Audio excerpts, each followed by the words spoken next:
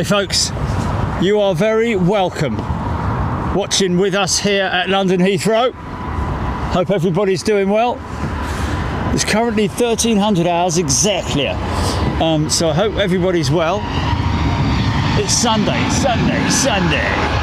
and there is the familiar sound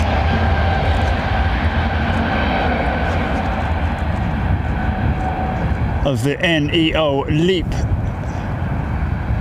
1A.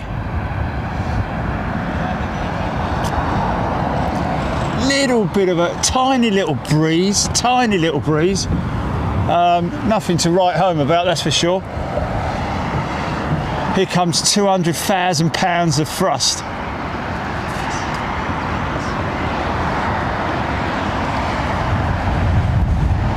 Now these guys can give it large, proper send setting on the throttles if they want it. It'll be flex. Just check my level, GP. Yeah? Just check my level, please. Could be Chriso.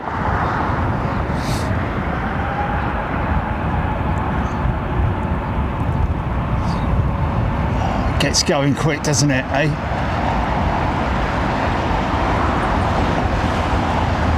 See the wing bouncing. Is that you there, Chriso? Oh yeah. So that's the one thing about those 350 engines, those XWBs.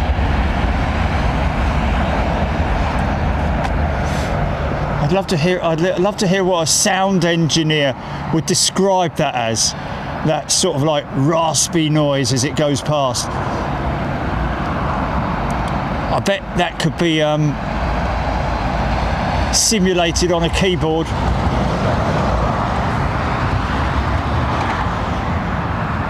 It is, of course, those big titanium blades hammering away at the air, ingesting all that air. I think it is a ton a second. I don't think it's 5 tons per second. I like doing my research and, you know, I like my technical stuff. As you know, I do like to go on a little bit.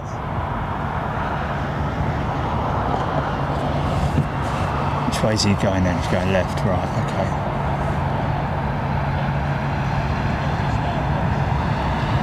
Of course, if we had that dew point and temperature close, we'd be getting a little bit of moisture over the wings, wouldn't we?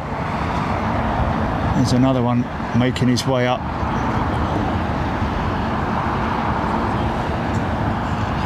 Possibly on a single engine taxi.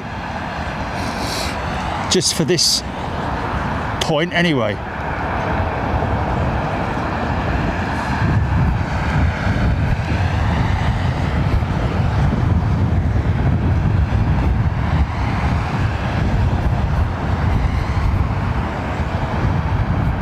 I'm coming to your comments right now, folks. Stand by.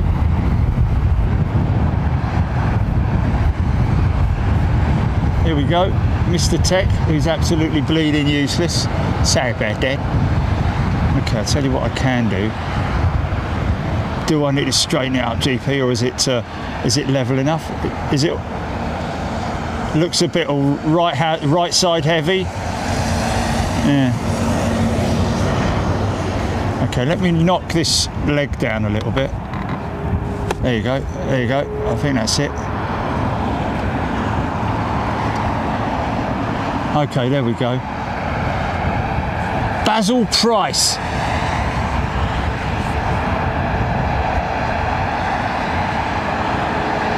Feather duster. Ricoh M380. Video and sounds 10 out of 10. You'd never think I've been laid up in a bleeding hospital bed, but there you go.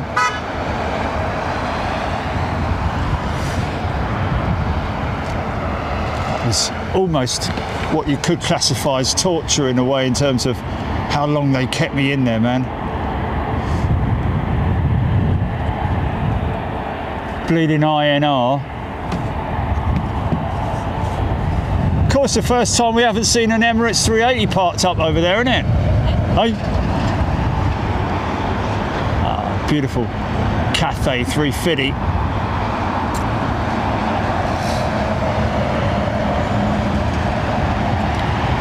£5 super chat from Reb. Caroline Teague has gifted 5 channel memberships. Goodness gracious me, Caroline.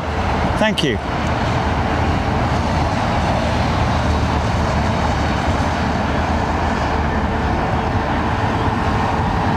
Who's got his 6-year badge, Julie? Rab's got his 6-year badge. Good on you, mate. Wow. So many people supporting us for such a long time. It's just great to have you guys supporting the channel. What a great community, mate. Yeah, so it'd be quite interesting, wouldn't it, to step into somebody's sound booth and all the mood lighting going on in that cabin, nice and purple.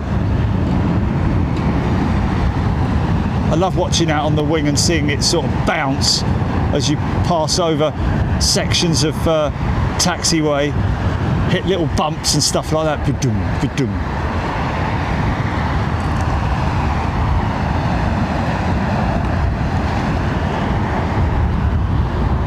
MEA's latest, most up-to-date livery on that 320neo, 321 I think. Sorry about that.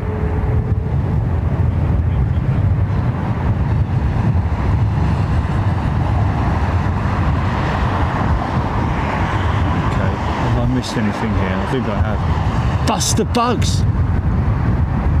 Bugs has gifted he's thrown £10 super chat in there. Thanks, mate.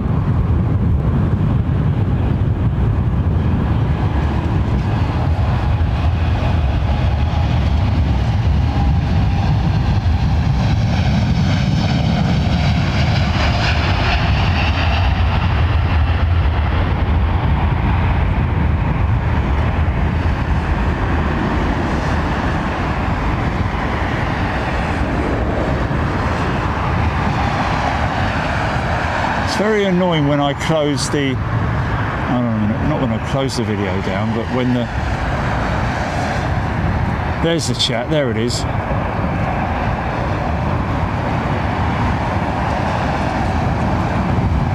Engine air intakes is between 1.2 and 1.3 tonnes per second on a wide body engine.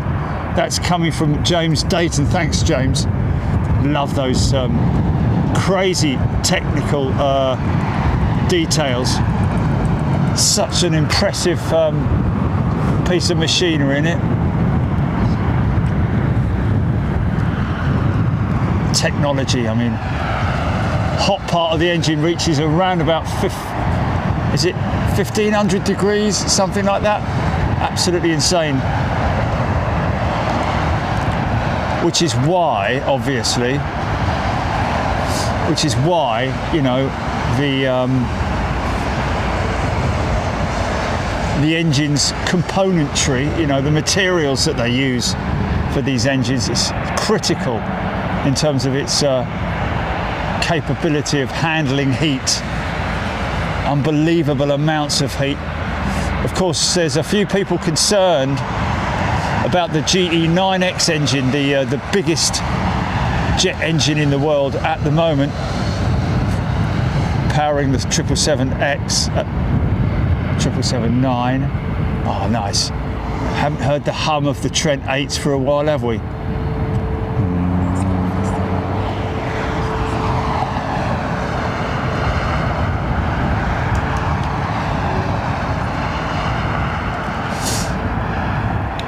There's a few people, technical concerns about the capability of the 9X in terms of its time on wing and that of the durability of the hot end of the engine, specifically the high pressure turbine blades, which are the blades that get the hottest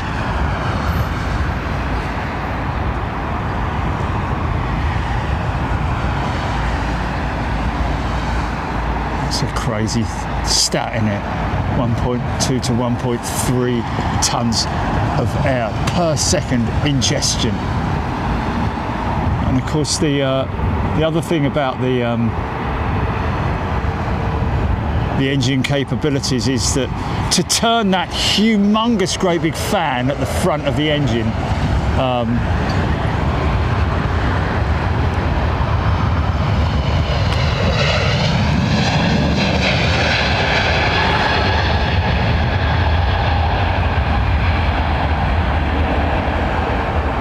oh, I think that was a I don't think that was a bird strike. I think it was just a bird in flight, wasn't it? Just getting the hell out of the way.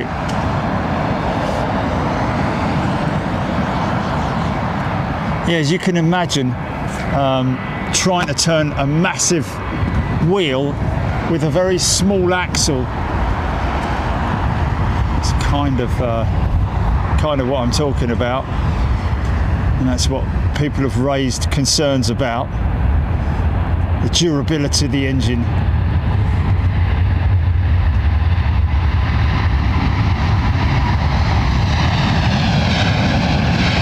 Sending the whole bloody fleet out, look.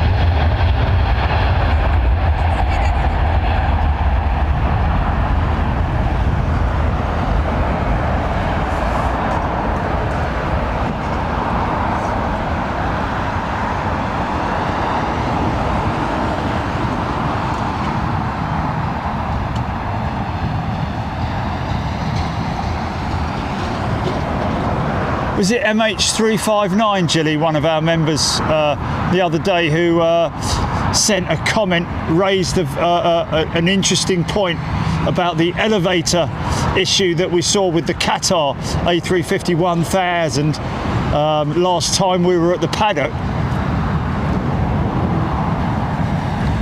saying that it could possibly have been a malfunctioning elevator.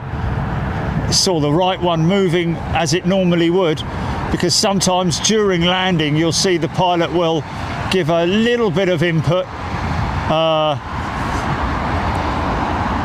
to the elevators just to smooth out the touchdown, to sort of give it that little bit of glide initially just before the sort of like 30 feet is the normal flare point, isn't it?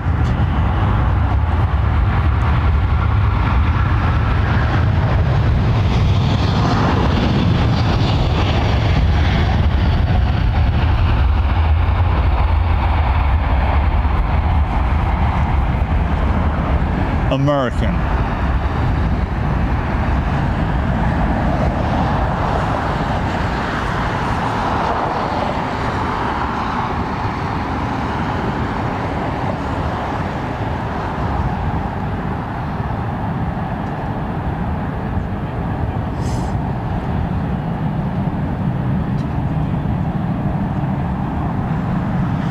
Yeah, if you look back at it, you can definitely see that the elevator, the left-hand elevator, is not operating, or it's either locked or locked on the horizontal. I'm not sure, but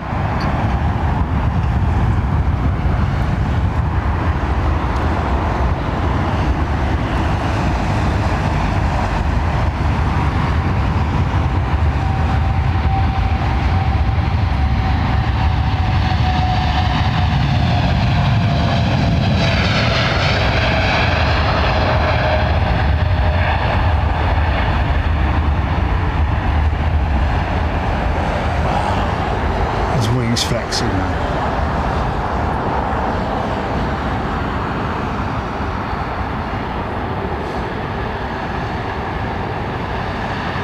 Hope you're all doing well. Having a good weekend. Or have had a good weekend. Sorry about that. There's a horrible burning smell, Jeep. I don't know if you can smell it. It's like, you know, sometimes when people burn trash. Huh? Yeah, it's horrible, mate. It's down there somewhere, isn't it? It's like a trash fire, like a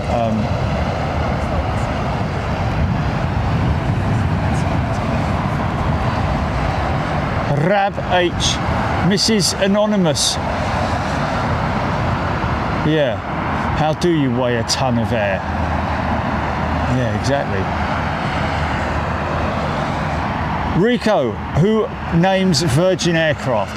Well, Virgin Atlantic have a department that basically goes by the registration, doesn't it?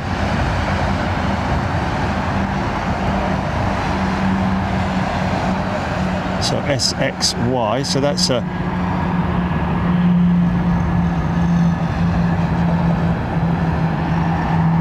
Beauty Queen. There we go. So I guess they sort of like, what's that over the top then? A400?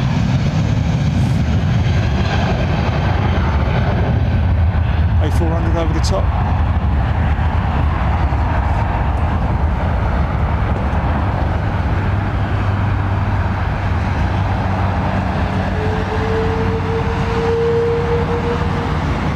So yeah, then I'm not sure exactly how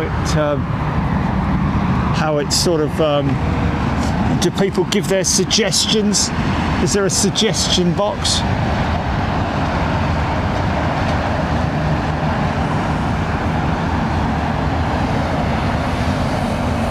Thanks, Monarch A300.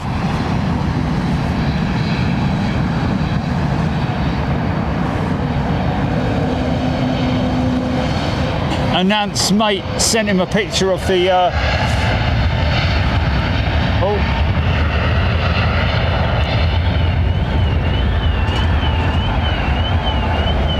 of the retro Lufthansa jet.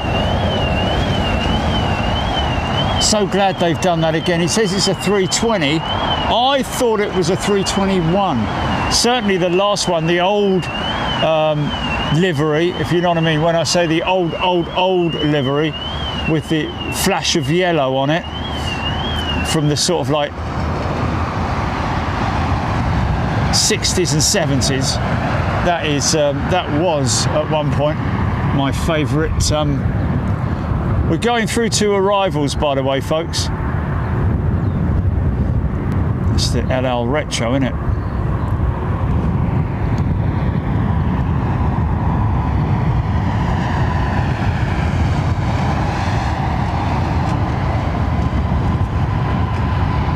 Green Day Chick 1000. Welcome back, Green Day Chick.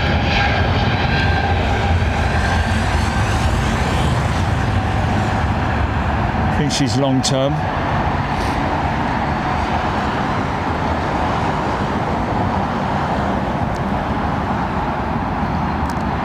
It's lovely to see people coming back in it.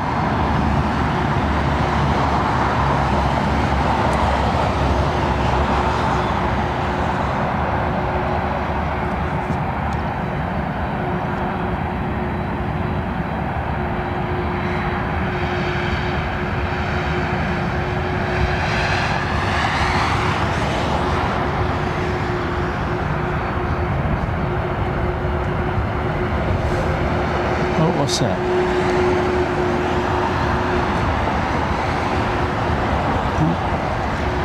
Okay. Hope you can all see clearly, folks. It's a 339, isn't it? On tow there. Oh, lovely old Delta 764.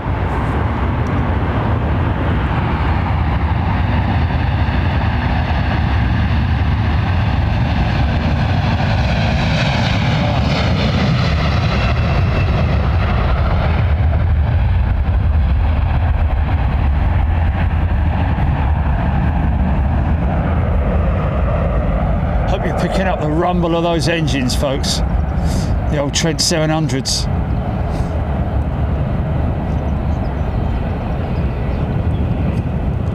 I think it was the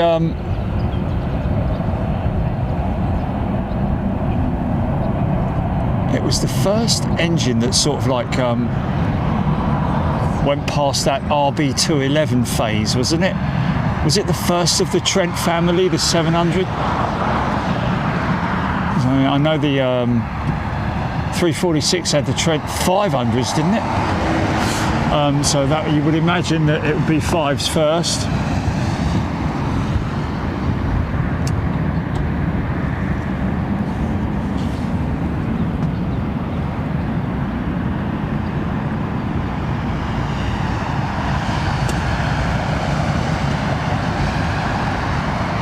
Oh, mate. So what's happened here? Well, no, my screen went all black and I couldn't read comments.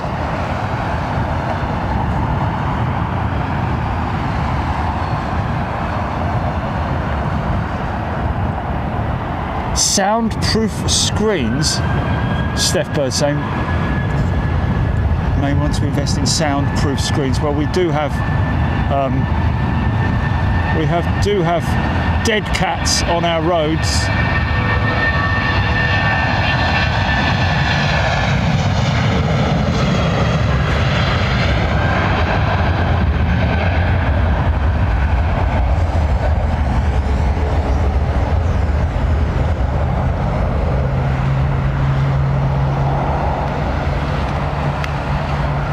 Kind of essential, it's an essential piece of equipment, really.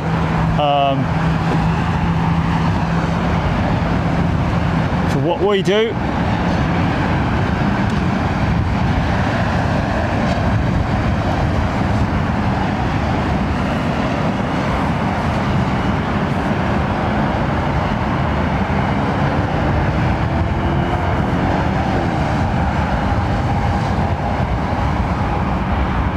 Wishing you all the best, Squopy. I see your comment, mate. I hope it's a short. Yeah, listen to that. See all 1000s.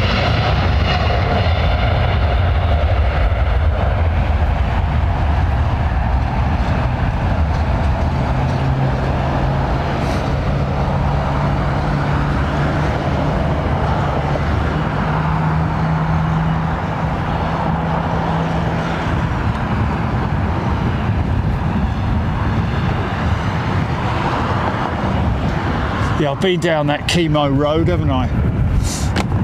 And radiotherapy as well. Not very pleasant, got to say. But, you know, well looked after by the NHS. Got me through it. Back in 2014.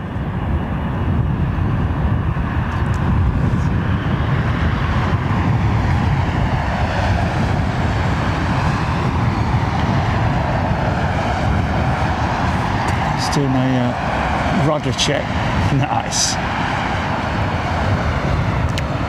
I think that's a. I'm sure that is a neo, isn't it? Big, beautiful wing on it, man.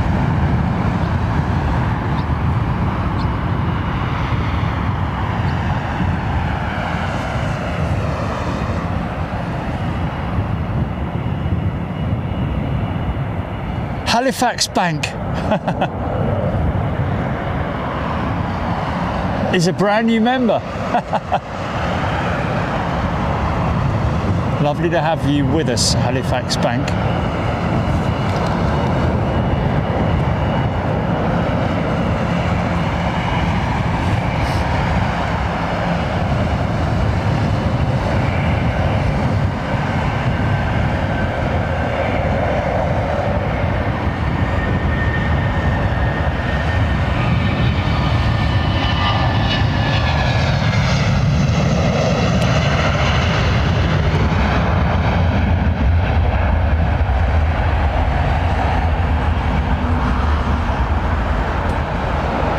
So quick, those 320s, aren't they?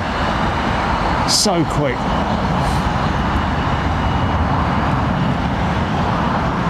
Power to weight ratio on that thing, Oh, it's Star Alliance. No, it's not 339, you idiots. 777-200.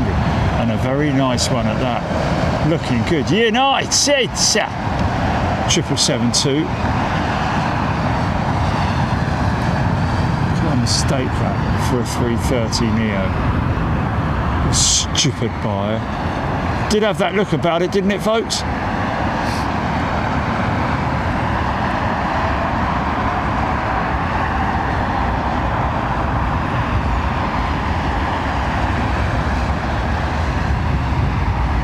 Oh, Hamo was on the Leeds and Liverpool Canal. Nice.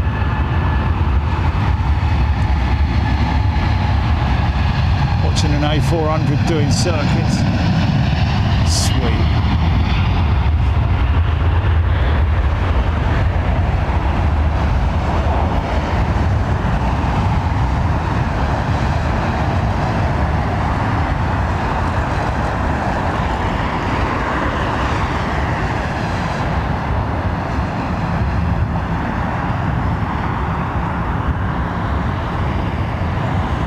So old and tatty, their 777s, aren't they? With United, the 200s anyway.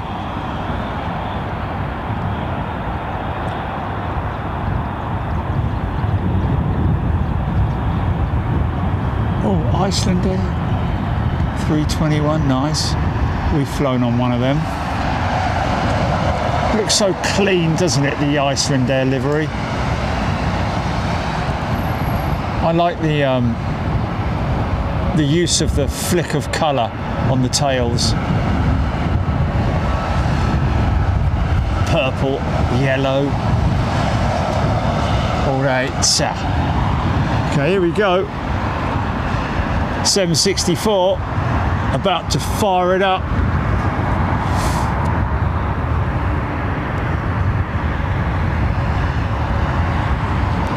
Freya, did you sort out to the shop for the new glasses? Yes, we have. We've Cocoon, isn't it? The new glasses that we're just stops the glare in my right side. Should do anyway.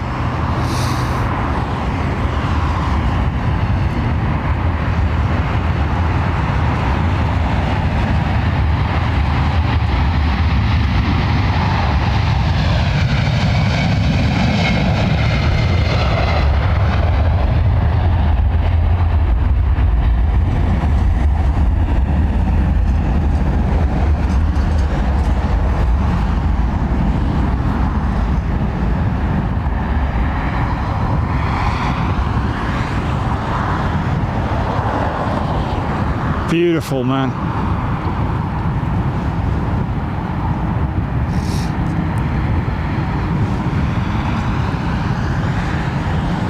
I know I've mentioned many times before about Concorde and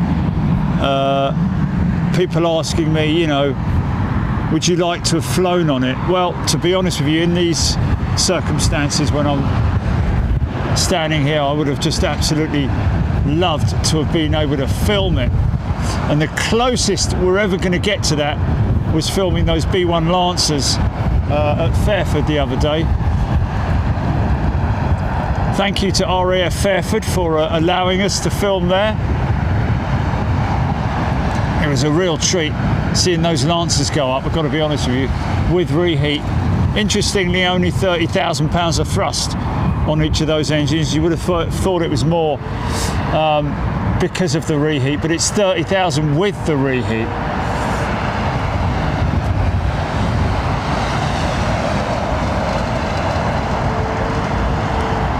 But that's the closest I'm going to get to filming a supersonic aircraft taking off.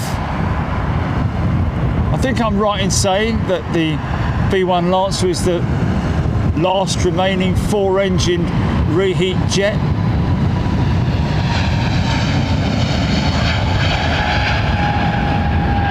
I think I'm right in saying that. I don't know.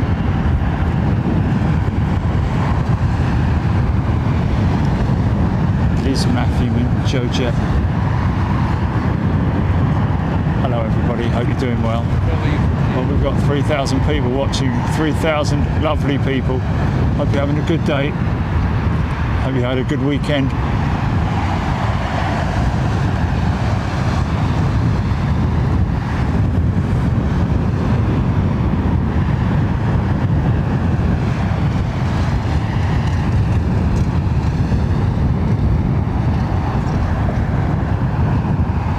Andreas Krugel, hello to you.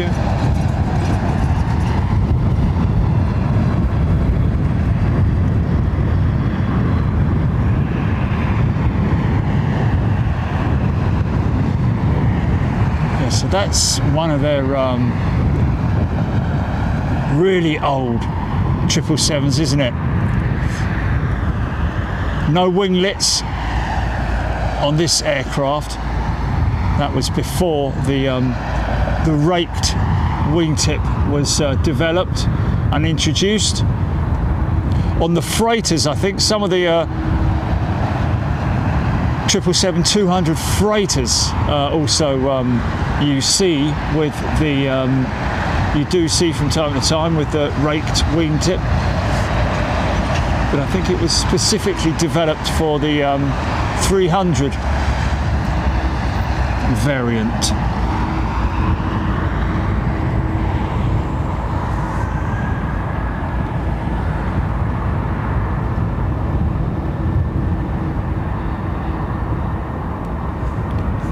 Hodgie giving us another $4.99 super chat. Thanks, mate. He's home now.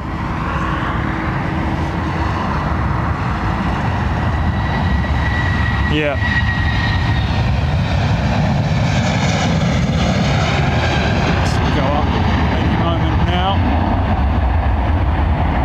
Rotate. There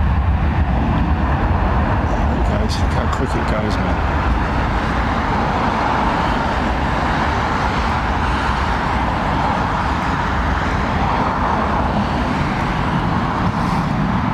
Fly by wire.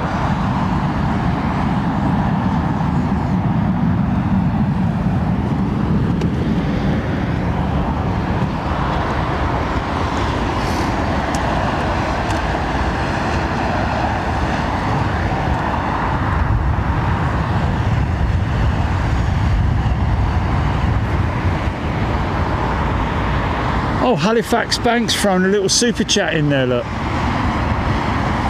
Thanks, mate. 79p to be precise. Thank you, Halifax Bank. Oh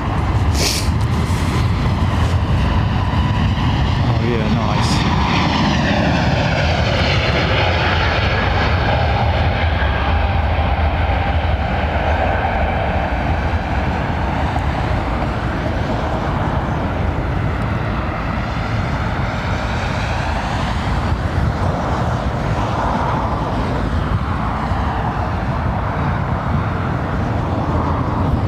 I think those LEAP engines deliver around about, is it 20% more efficiency than the older type. Now there you see, there's the raked wingtip.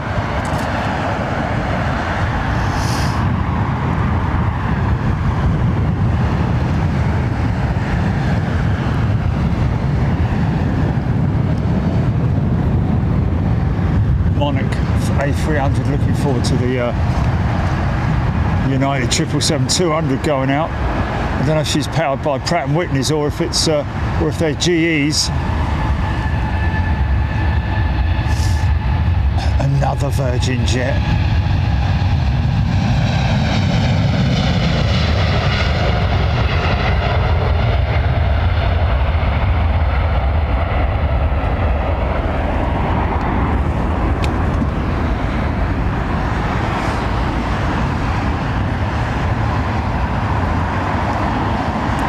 Of course, each aircraft is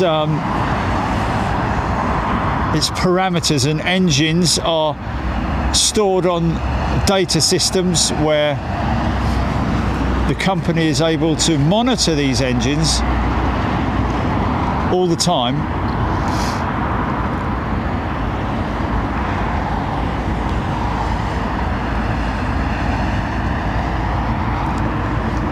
Not quite sure how that, you know, if one's low on oil pressure or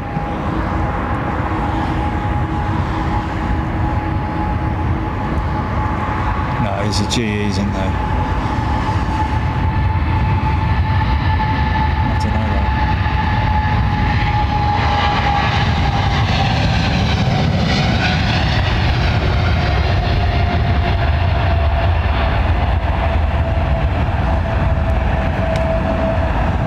We might get a bit of funk with the Virgin jet, I don't know. But now look, you see, look, there's a lovely old 200, look, half wing flexes as well, man.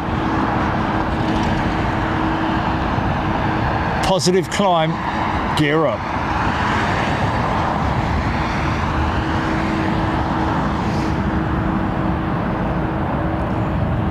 Autopilot 1, autopilot 2.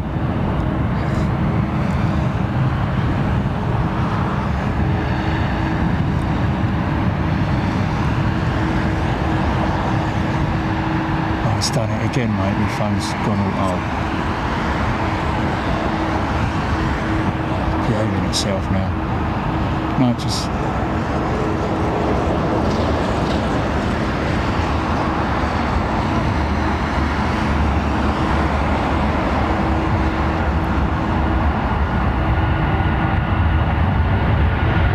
or the setting on the phone, you mean? Sleep setting.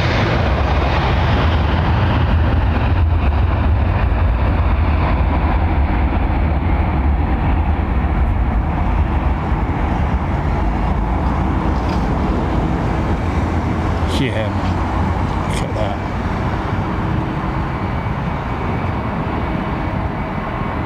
Taking the northerly route. Don't know what SID that is.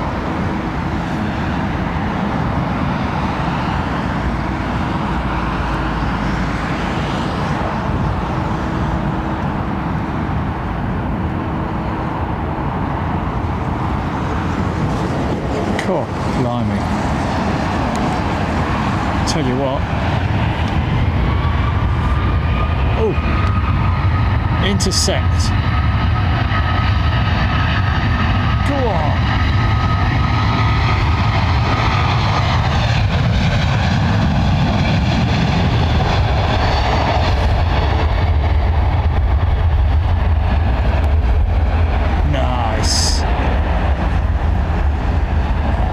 Sorry, bad bit of filming there, my apologies.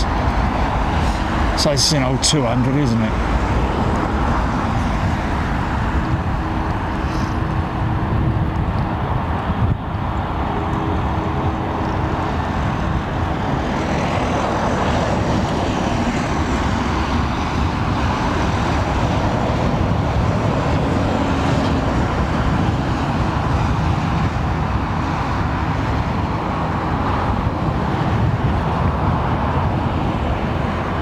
So it's very interesting how the onboard computer systems figure out the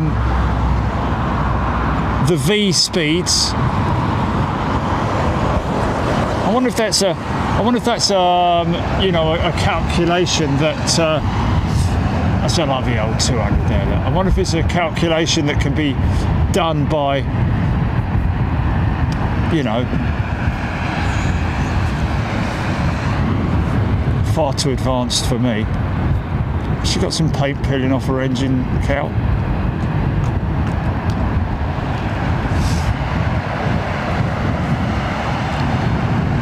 Tapperay, Liz Matthewman, Fiona Gilbert, hello there.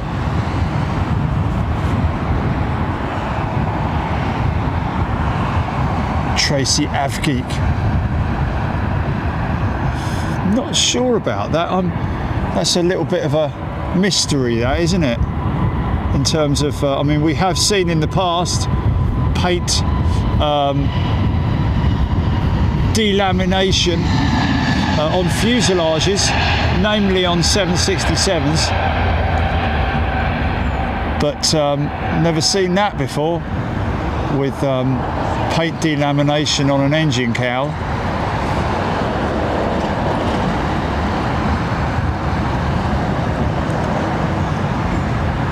Of course, these paints are developed to withstand extreme temperatures, both cold and hot.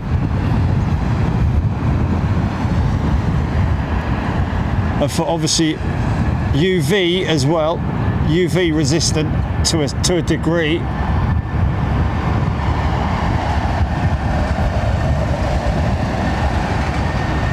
That's it's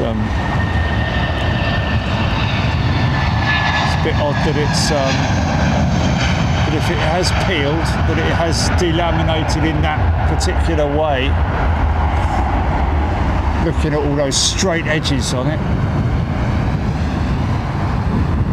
Darren 747 Steggles. I don't know, speed tape, potentially. Why they would do that on, yeah, a bit odd, isn't it? On an engine cowl, but I guess it is a fix, isn't it? That is something that they do use quite extensively in the aviation industry. Technicians. Seen it on the wing as well.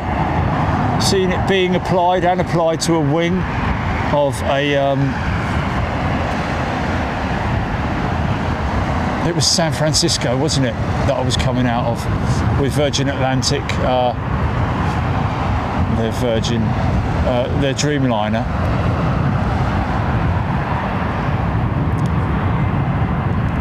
Some geezer lying on the wing applying a load of tape. Well, that speed tape, you kind of expect it to be silver, don't you? Or chrome. But it wasn't, it was black, like your standard gaffer tape.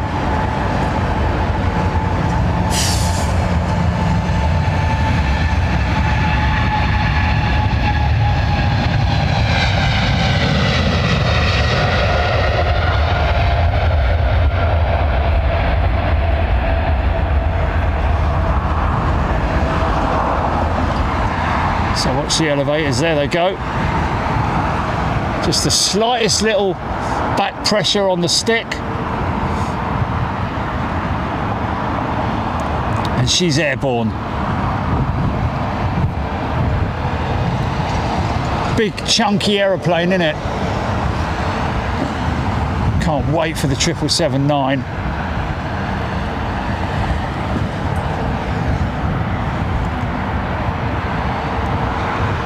Of course, the latest sort of like one of the latest aircraft that avgeeks around the world are anxiously waiting to come into service.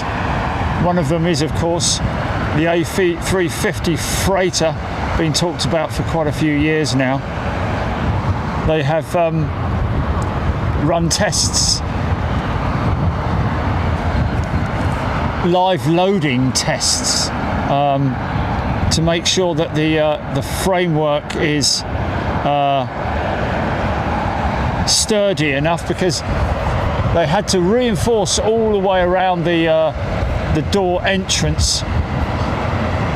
It's quite an extensive amount of reinforcement going in there with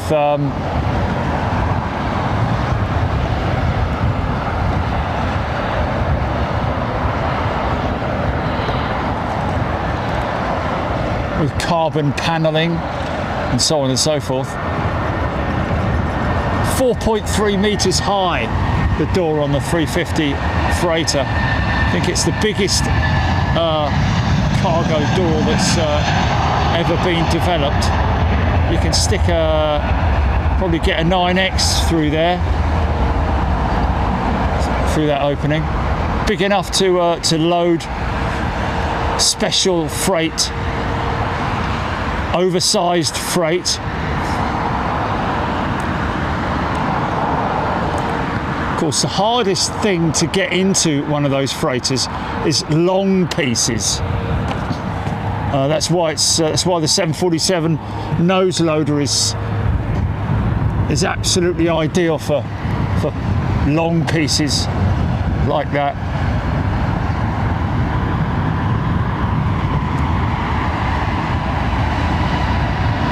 Done it again, look. There it is. There it is.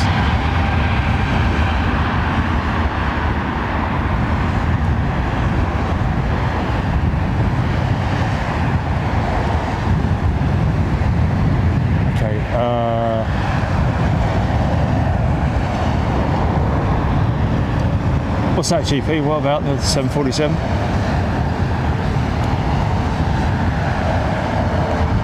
Singapore 747. Taxiing over, is it? Oh, taxiing over here, is it? Okay, yeah. We have a jumbo, folks.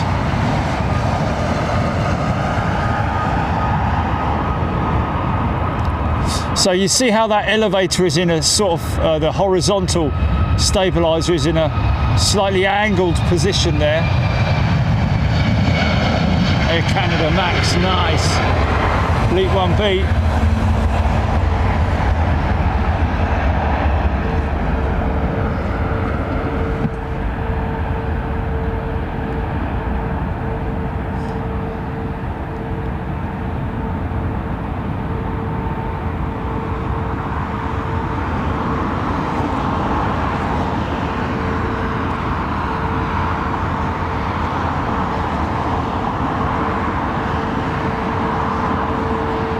Is that a clear shot, that GP? With that Max? Is that clean?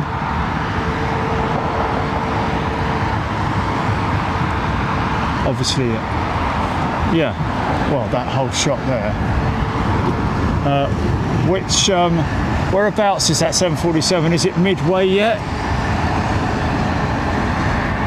Now, is that Etihad's 350 over there or 777?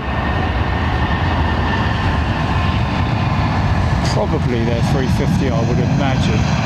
Kind of looks like it, yeah. That's a 350 back end, all right.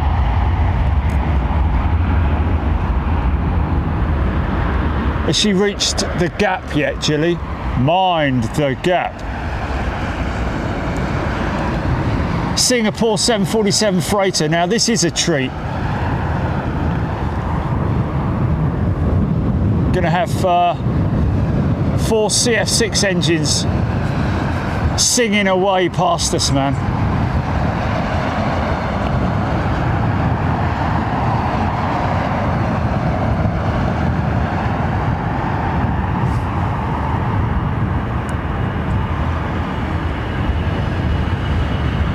Paul Skilling saying that this Singapore jet should have departed at 10 PM yesterday, was it?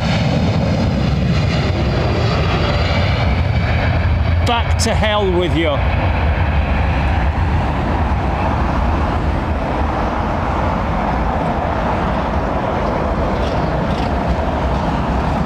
Do what?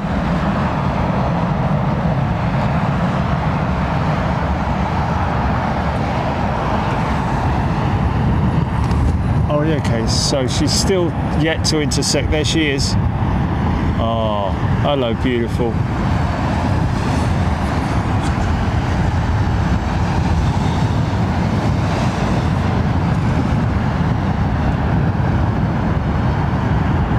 I don't know if she's got Pratts on her or CFs. Kind of look like Pratts. A great sound from that Atlas Air 747 as well the other day at Fairford.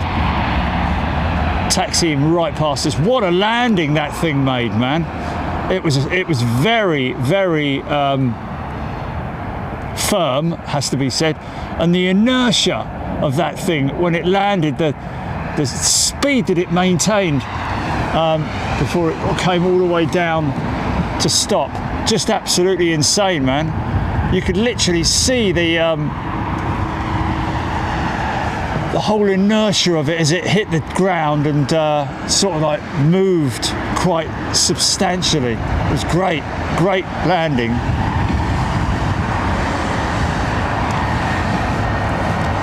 Might want to go back and have a look at that, folks, if you fancy seeing that. Atlas Air 747 landing at Fairford, bringing equipment in from the United States.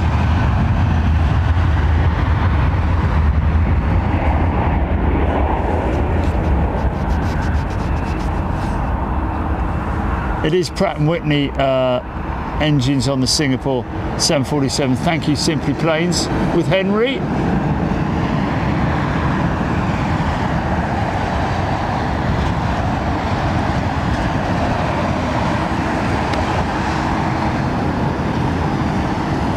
Brian Stewart, it is indeed becoming very, well, it has been for some time, hasn't it, in terms of the maintenance on those 747s and the engines, of course, but you know, one has to appreciate that over time stress cracks do happen, especially at the wing box, where the wing extends out of the wing box. Oh, sorry about that. Sorry, that was my fault. Okay, we should see her up here. Is she across? Is she across yet?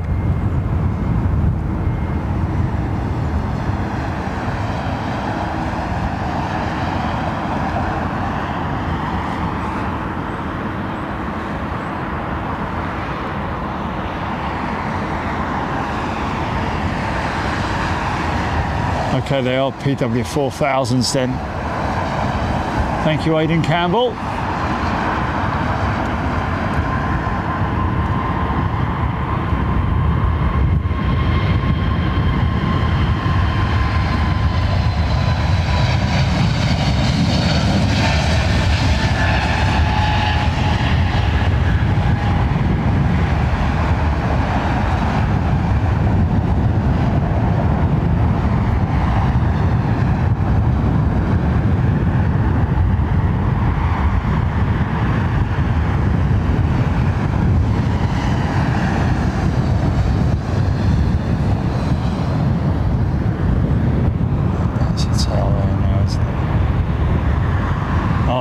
Sight, man. Got to be honest with you, I do love the Singapore 747 freighter.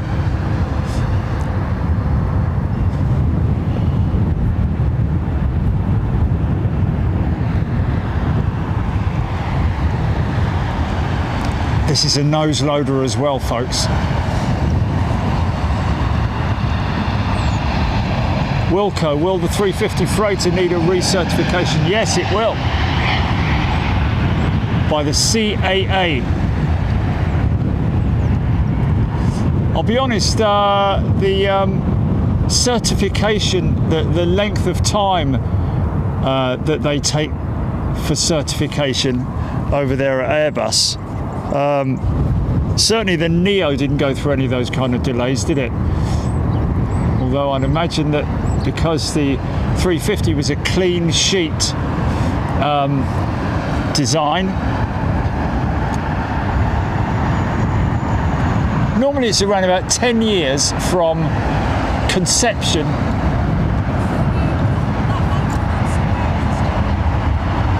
what's that, mate? Can I put it somewhere else? This one. Why does it keep getting it? Oh, that's why somebody said, why does Ernie from the Muppets keep popping up? I don't see. Birdie, birdie, birdie, birdie, birdie, birdie, birdie. I don't know. Bloody hell. Yeah. Yeah.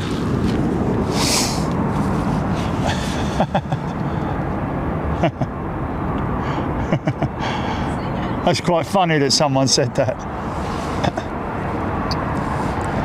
Ernie keeps popping up every now and then, they said, didn't they?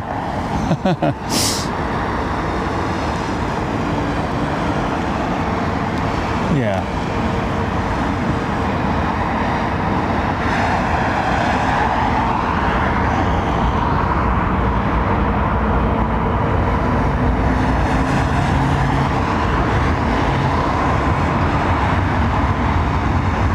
I bet we've seen her a few times in Anchorage.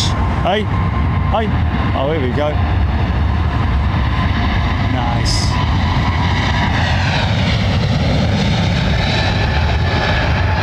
They're Pratts.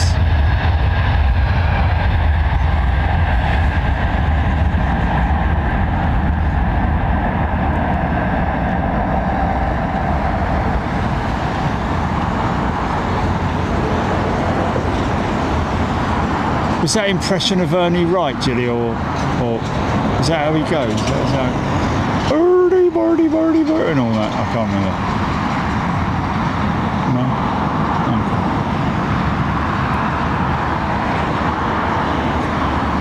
Yeah. Blimey, O'Reilly. Another bleeding Virgin jet.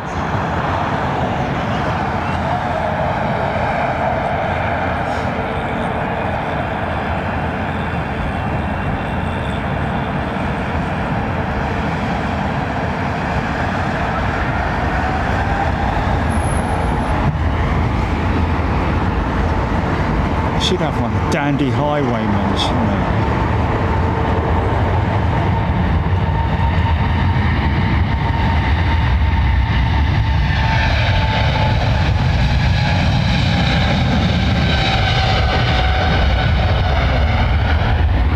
Sorry about that. Let's just get this beautiful profile, man.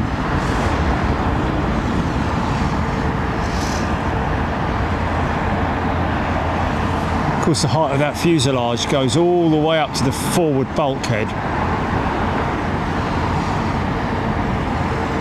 in order that they can maximise the height for freight inside the fuselage, or the load area, should I say.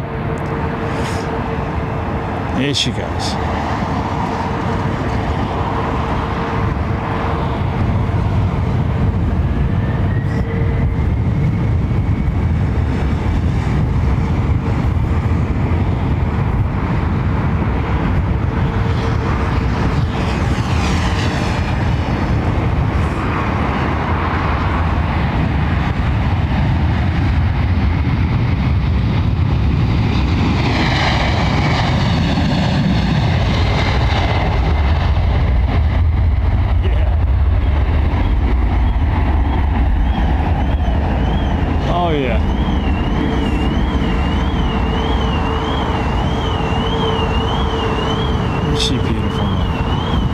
Very light, off on her way, I'm guessing, to Charles de Gaulle, is it?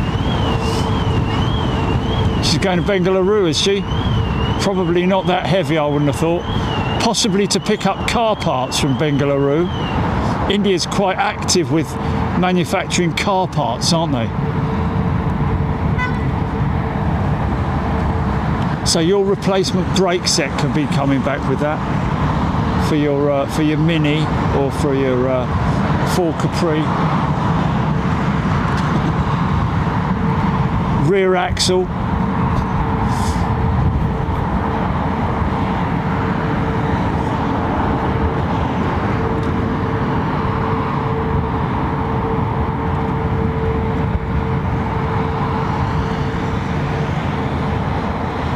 Oh mate, that's going over Sainsbury's, isn't it? That's going over Sainsbury's. Yeah.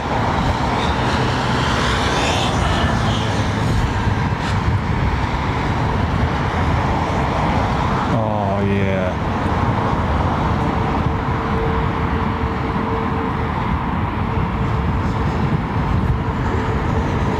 Big old flaps hanging off her. Look at that profile, mate.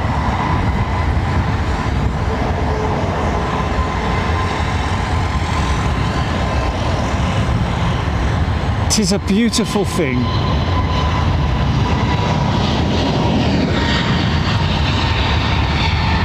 Oh, look at that wing flexing.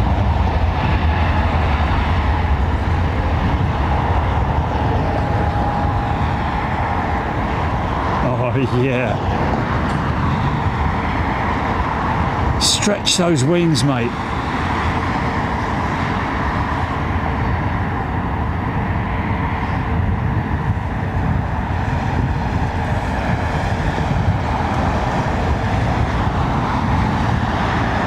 Flaps coming up.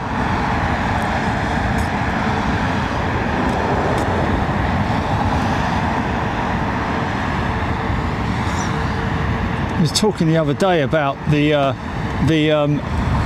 efficiency of the flaps and slats, in as much of, you know, the area that they cover is in terms of, or increased area of the wing, but the increase in efficiency is around about 70%, something crazy like that. Doesn't massively increase the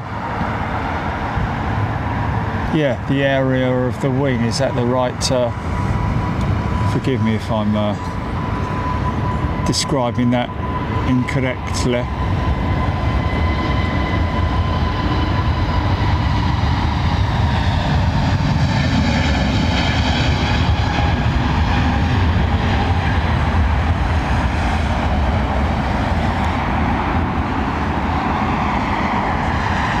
The one that just came in, isn't it?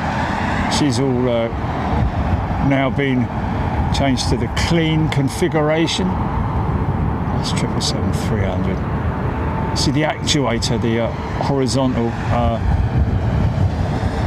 sorry, the angled actuator, should I say.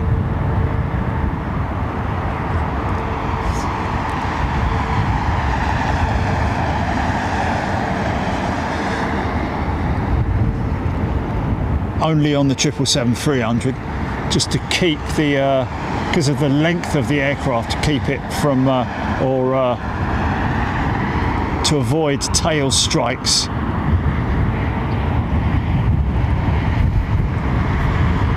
Basically, the actuator pushes the front cart down onto the to the runway during the takeoff roll.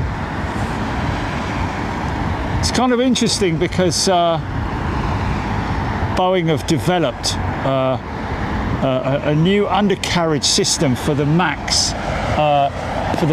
10, which basically it's a hydraulic actuator system which, during the takeoff roll, it lifts the aircraft and extends the undercarriage, which, as we all know, it's the 737 sits very low to the ground, and you would imagine that there would be a potential with the 737 MAX 10 to tail strike, or it might be vulnerable to it, should I say. It is a big long aeroplane, isn't it? A350-1000. No actuators on this one. Gear goes up straight. No tilt mechanism on it like the 777.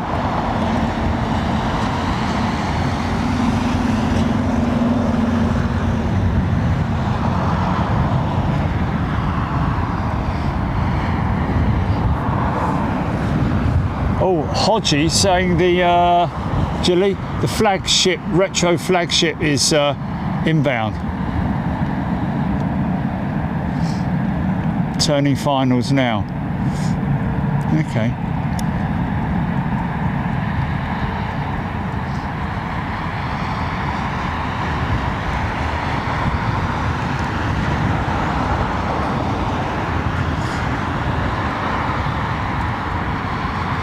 Give it a couple of minutes and you'll start getting the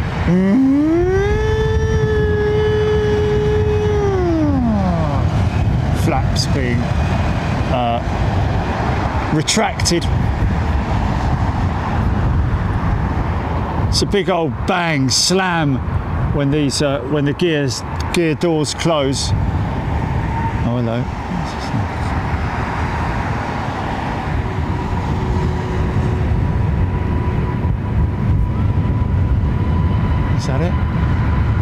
sitting it. Good looking bird that.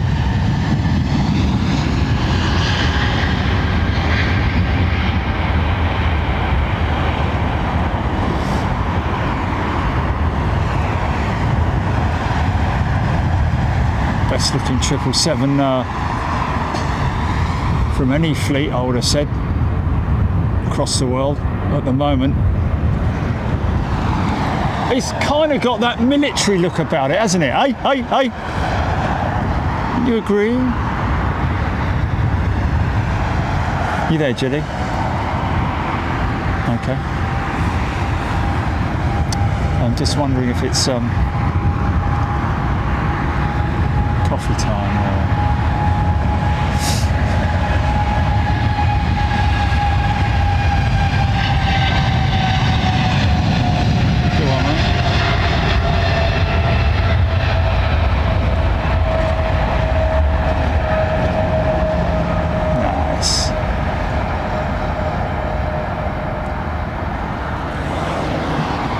Do what?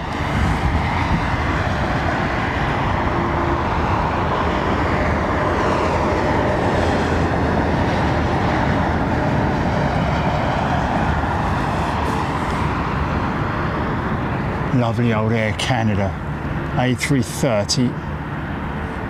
Is that a 200 or is that a 300? Kind of short, isn't it?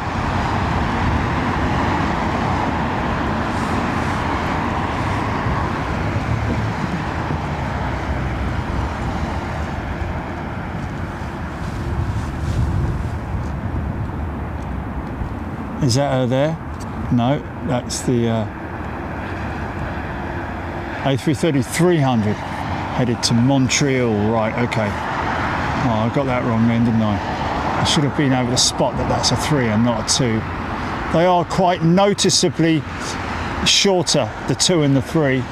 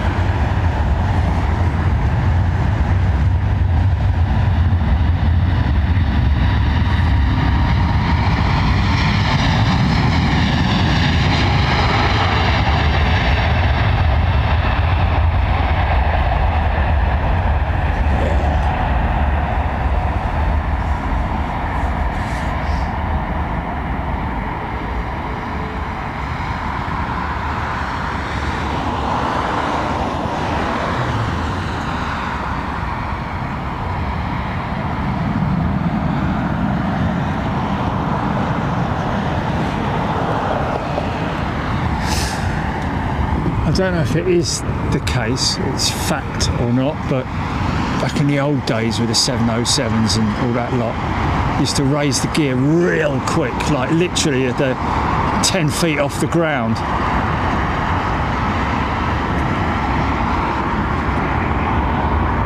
Great thing to observe that, I bet.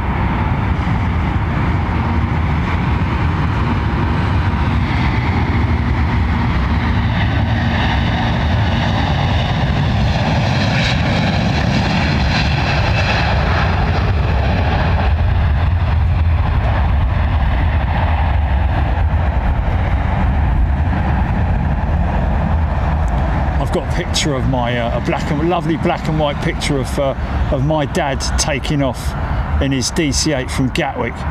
He's only about 20 feet off the deck. The gear's clearly being retracted. So I'm not sure if back in the old days they called that, whether it was a standard operational procedure where you had to, you know, the co-pilot or the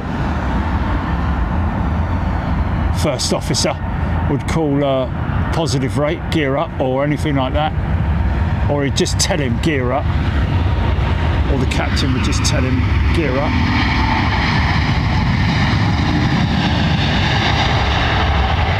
Or whether they used that term positive rate of climb.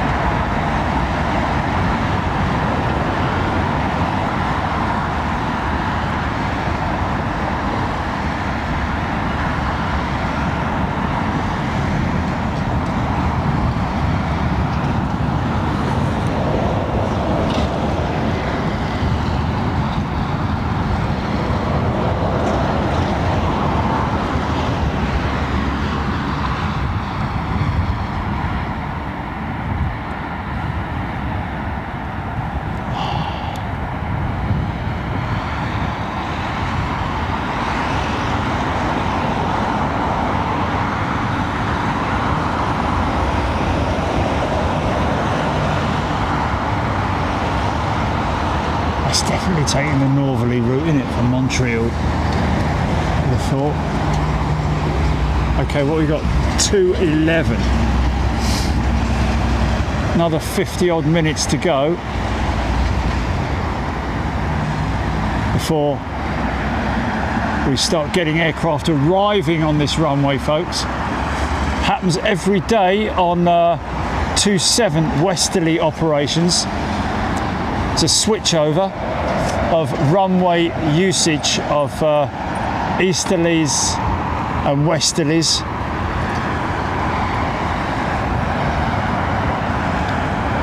Yeah, okay, I've got to call you.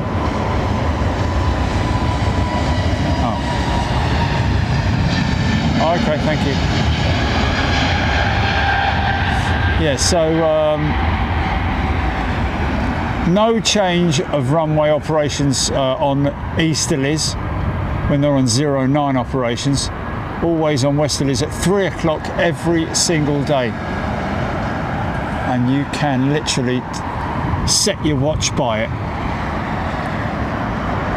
Hey, Jilly, can you get me a Mars bar, please?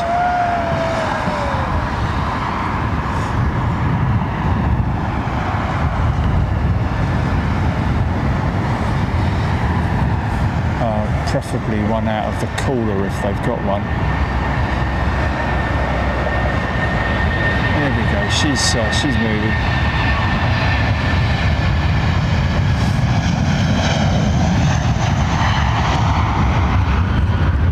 I love that shot of the heat from the engine.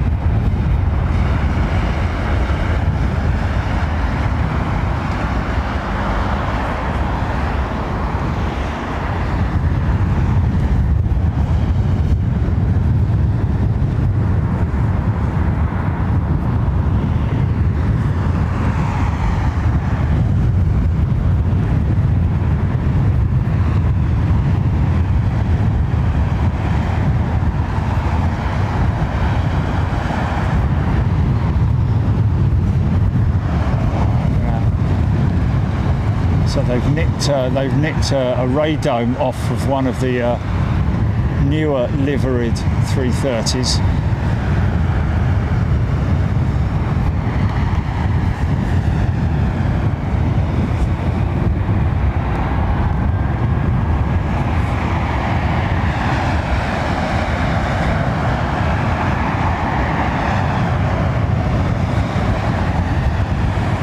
Screaming emu.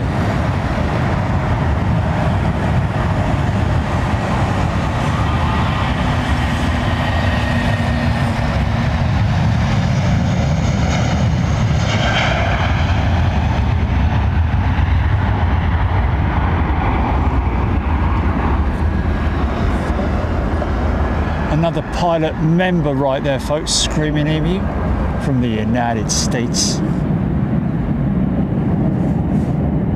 Oh, in Bern, Canada A380 to the south of you now. Oh.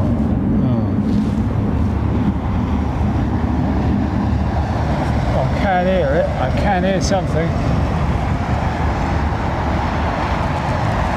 Let's see just what would happen if I was able to grab that. Let's have a little look. It'd sort of be in that patch there, wouldn't it? Up there somewhere. Oh, yeah, I think that's. She's not trailing.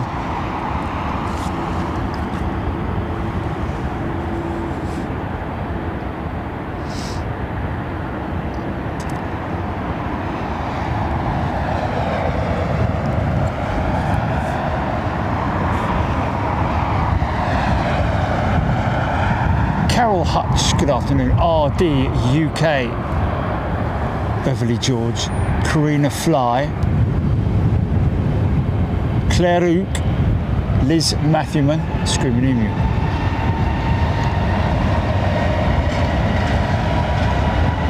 Okay. Is he flying? Is he set to fly? Our Screaming Emu.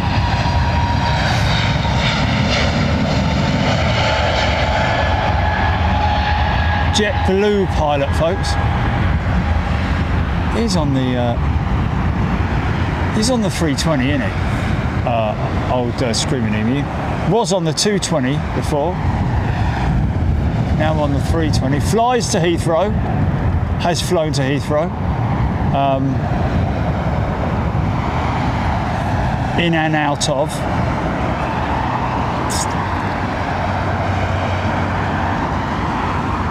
Now that's the Neo.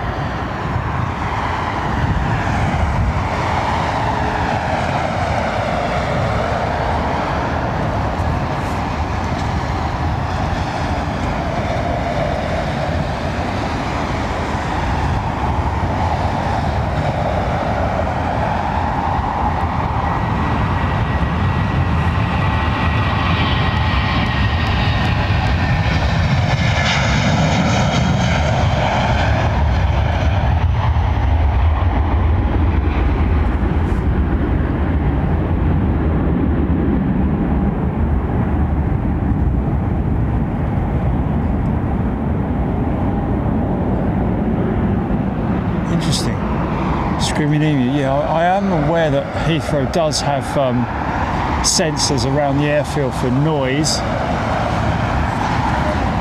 and there is of course a curfew as well. I think around about 11 o'clock every night. 6 a.m. is usually the first departure going out or arrival.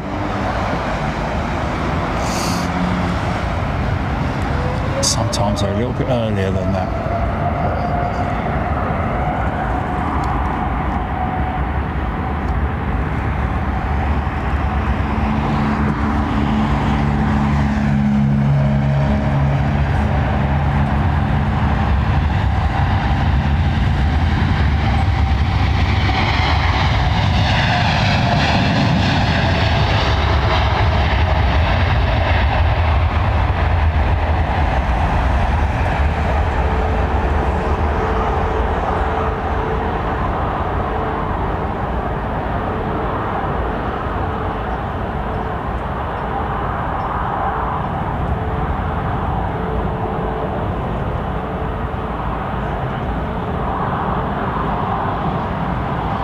Boeing seem to have sort of nailed their gear retraction, haven't they? Compared to Airbus. Airbus is quite slow, quite laggy, especially on the 330. I think Airbus have made some design changes to the undercarriage system, which is speeding up the undercarriage retraction on the A330. It's a retrofit, I believe.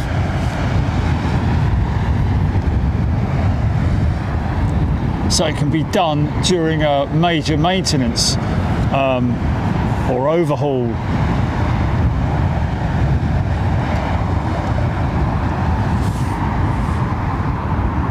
Michael Bodnar pouring his coffee into his Big Jet TV cup. Fair play, mate.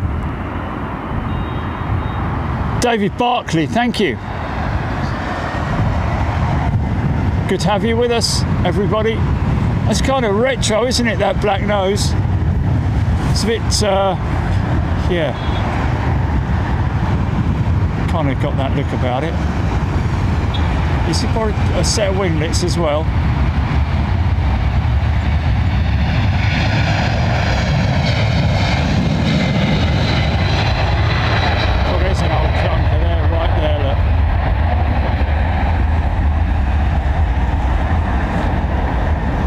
That's a tough wing on the 767.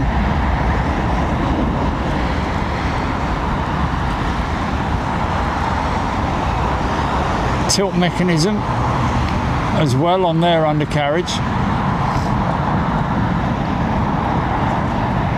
That's a toes in configuration, isn't it, I think, on the 767. They use tilt mechanisms to to allow the undercarriage to clear and the tyres to clear the anything inside the undercarriage bay, because obviously the wheel well is contains quite a lot of important equipment, pumps, ancillary pumps and hydraulic lines and so on and so forth.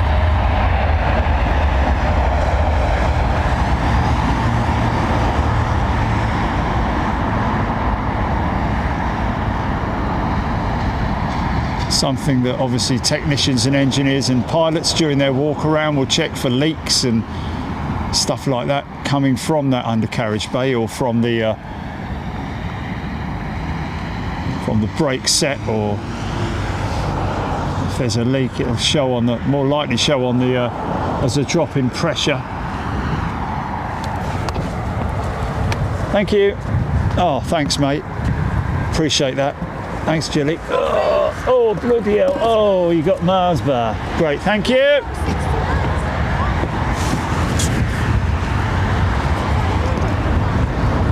What's that? Hold on a minute, I completely can't hear you.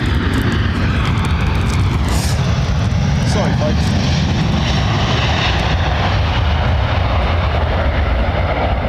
Okay, there we go. Okay, gotcha. Okay, so that's the Neo, isn't it? Right, forgive me, folks, I'm just about to munch on a Mars bar. Sorry about that.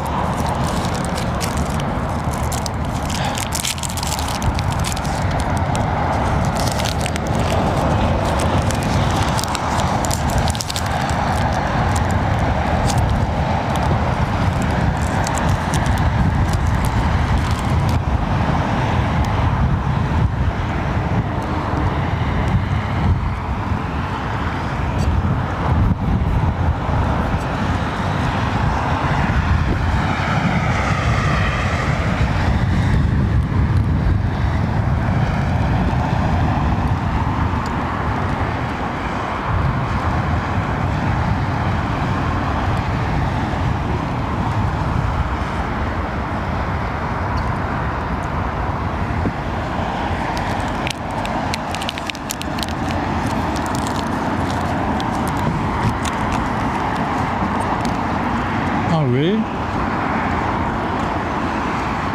Oh, blimey, really?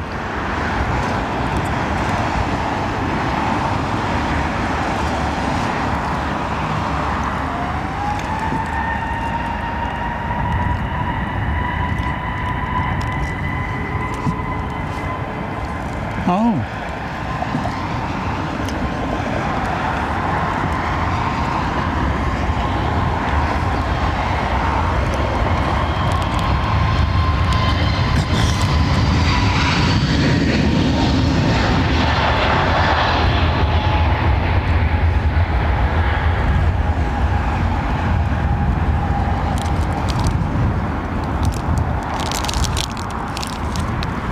This looks great with this black radome on it, or dark blue, as I think it is with the newer Air India livery. Excuse me.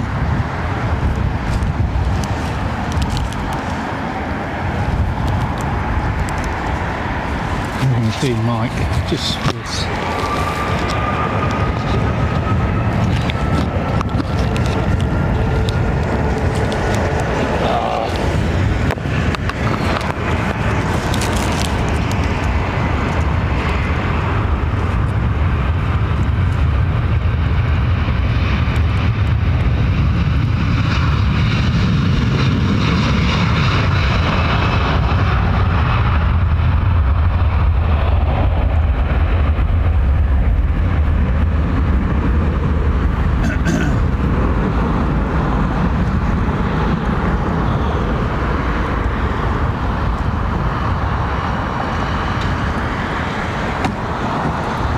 So there's quite a big gap between the core cowl and the exhaust sleeve, doesn't it? Or did look like it. It's an old aeroplane.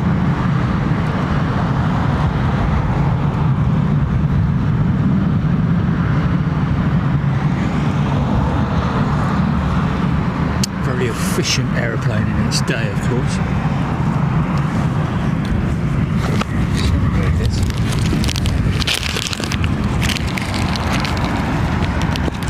Also, at some point, got to blow me bleeding nose.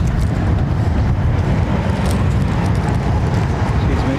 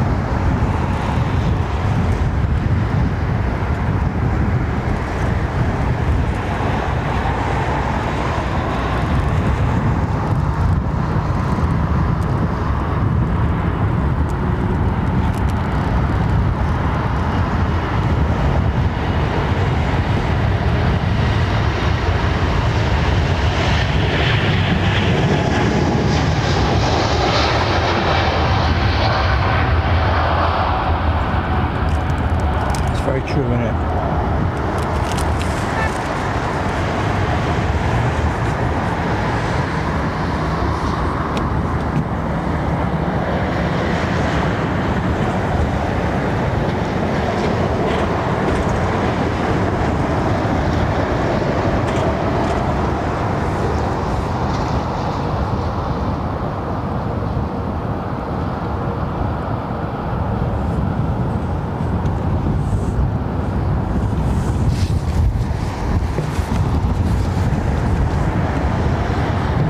Making a very valid point. £2 for a pack of 4 Mars bars at Tesco's or Sainsbury's.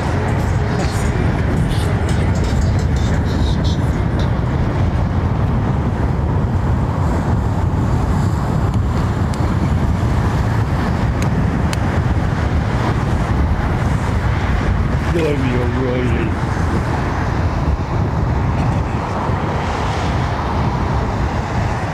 Right, there you go. Put this mic back on now. Stand by. Right, I'm back with you now. How you doing? You all right?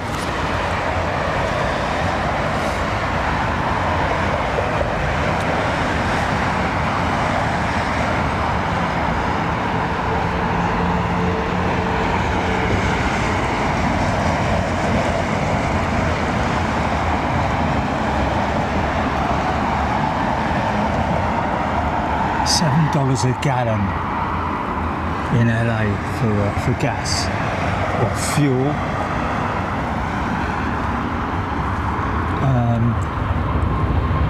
Well,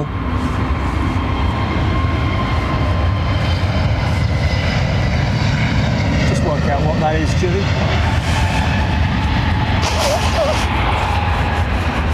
Because our fuel prices are done in litres, aren't they?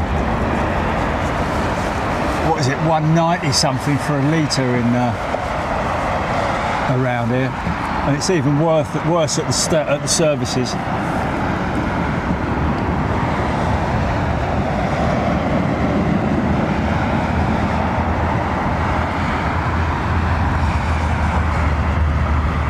Oh, is that Air France retiree, Chris? Or was it Air France? I remember him.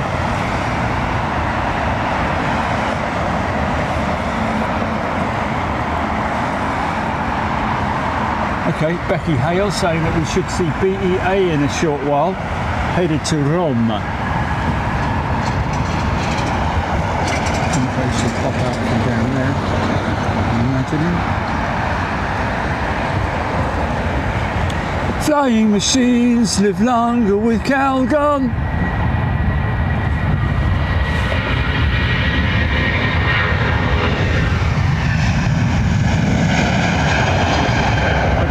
Divide that into 3 then, Julie, and then you get a per litre price, wouldn't you? Yeah.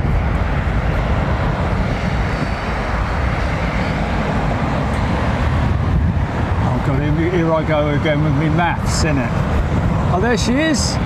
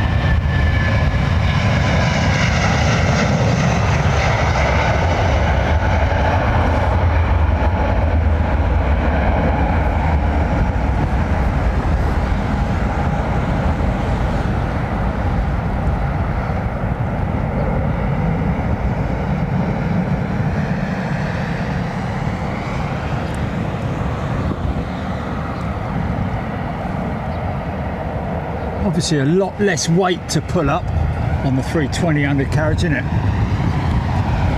In terms of weight for the hydraulic systems to activate.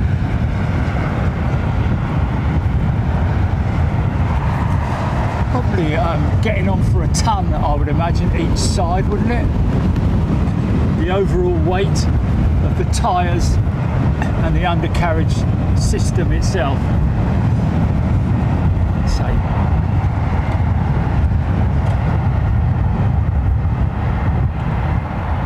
Tyres obviously pressurised around about 200 psi. It's the rotation, isn't it, of the tyres, of the wheel rotation when they land, spins up to around about 2,000 RPM. I'm mixing all my hundreds and thousands up. But yeah, so a lot of pressure goes into those tyres. Of course, they do have slow release sensors as well. Sorry, they have sensors to sense if there's any loss in pressure, and they if there's a situation where it becomes a danger, there are slow release. There is a slow release system on the wheel, which allows the tyre to be deflated at a controlled rate rather than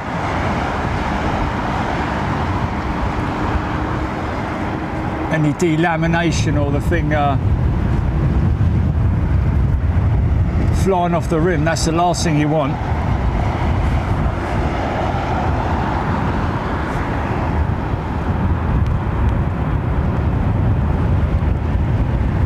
Screaming at you 1 million psi.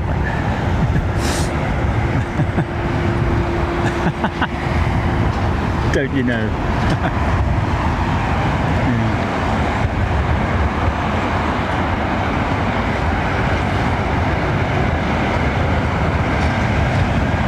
Big old American $5 super stretch.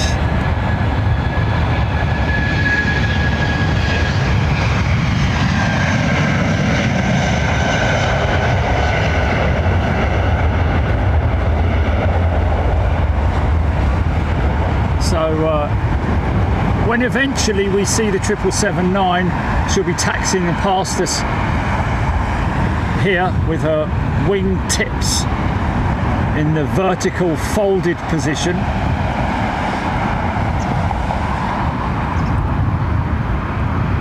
And when they land on 09s, it'll be great from this position when they roll out, because then we'll see as they turn off the runway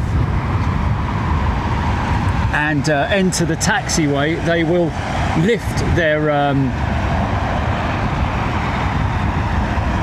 wing tips from the horizontal position up to the folded vertical profile, which will look pretty damn cool, man. we'll see that. We will actually see that. I swear you. 300 feet tall they are. 100 feet. No, I think they're about 11 feet, and they the winglets. They extend the wing out. Oh look, he's retracting his flaps.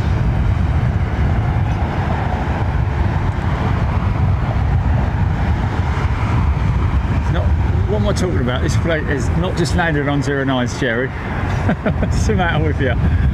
It's the sort of shot you see, isn't it? Retracting his flaps. What are you talking about, son? Hey! It's going out, isn't it? It's got his flaps set to what? 20 or something like that. I know they have Boeing have number, don't they? Just 1, 2, 3 and 4 and or is it the degrees in it, whereas Airbus is just 1, 2, 3. That's it, that's all you got. Although I believe that Airbus are working on a new system where there's half settings for flaps, like 1.5.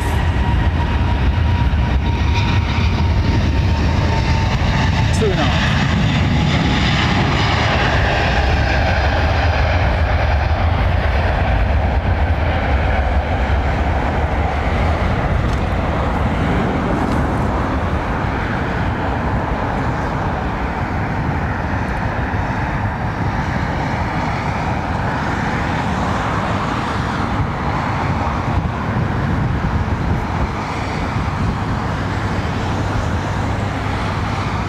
So when you arrive as a, I mean, I don't think it happens with all company policy, is it? You know, when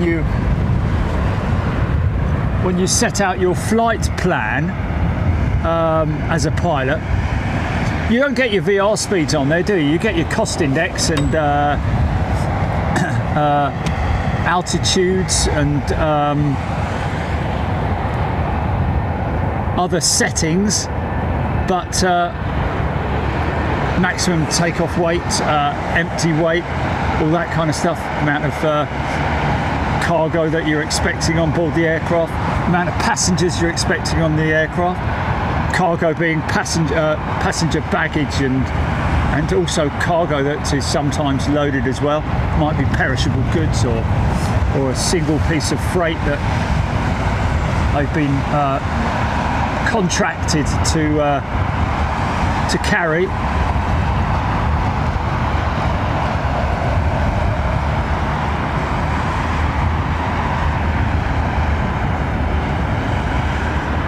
Regularly see freight being loaded onto these jets at gate, and the aircraft is sitting at gate. Sometimes see pallets with just hundreds of cardboard boxes, all just, you know, it could be anything. Crazy. Car parts and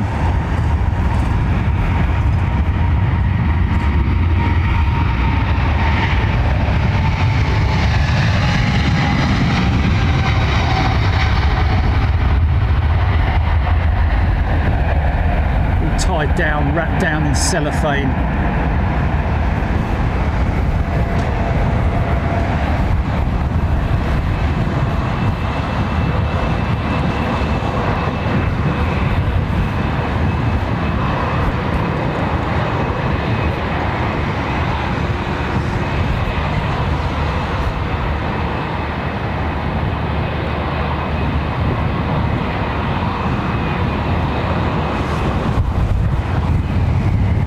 Tons of undercarriage right there, I'd imagine.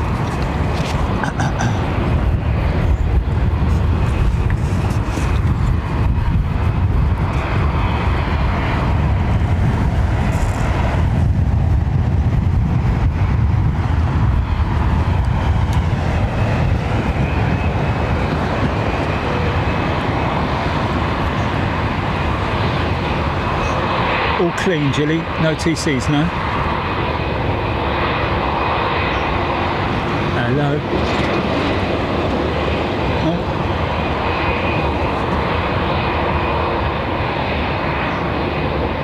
Pardon?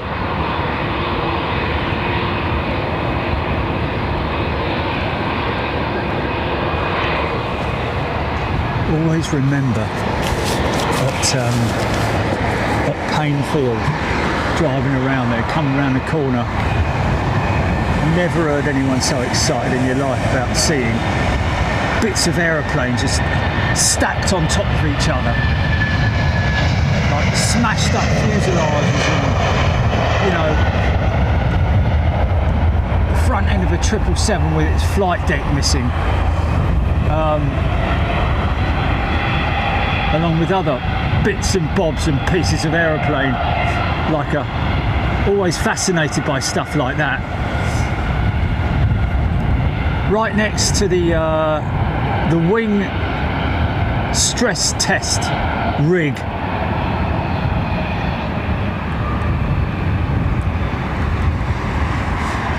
I think Airbus are doing pretty well with this A220 now. They've broken into the better numbers. I think they've overcome the Pratt & Whitney engine issue with, or are in the stages of doing that.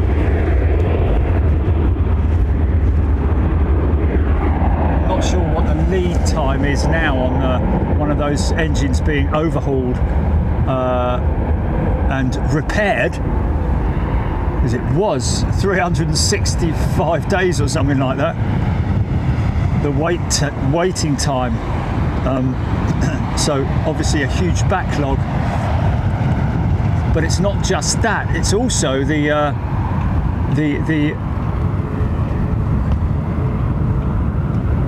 slowdown, the global slowdown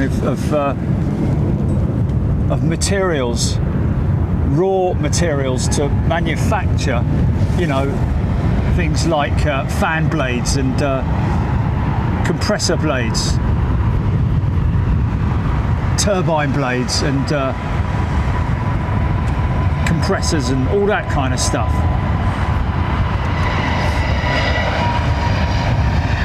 Combustion chambers. Big slowdown in availability of engines, which is the last thing that will be attached to the A350 and the 777-9 as well. I'm not sure whether General Electric, I'm not sure how well they're handling. Obviously, Lufthansa's jet that was painted up. No, it wasn't painted up, was it? It had partial livery on it, didn't it? The 777-9 Lufthansa jet. Seen the size of the bleeding cockpits? Bigger than my kitchen.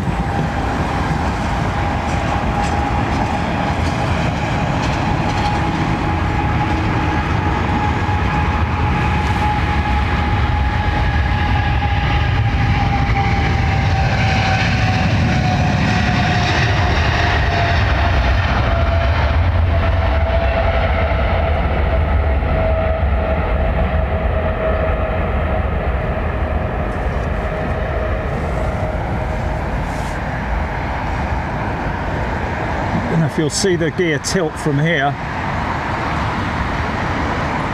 There it goes. Is that 200?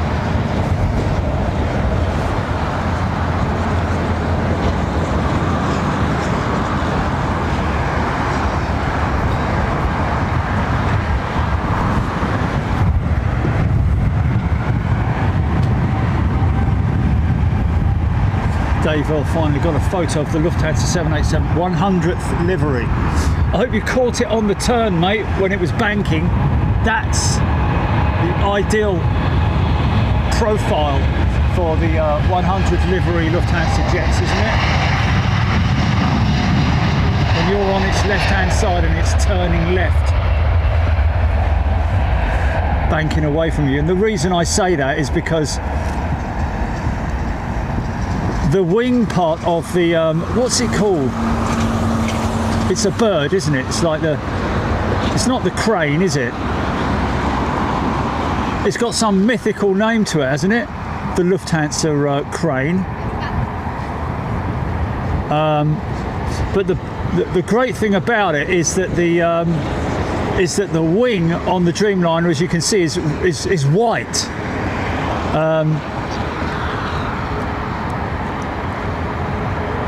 Rather than sort of like an alloy finish to it.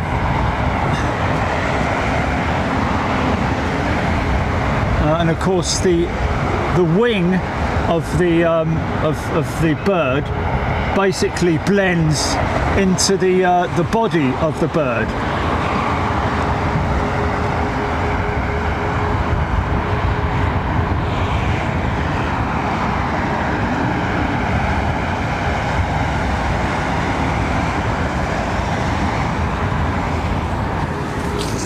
Oh, I say.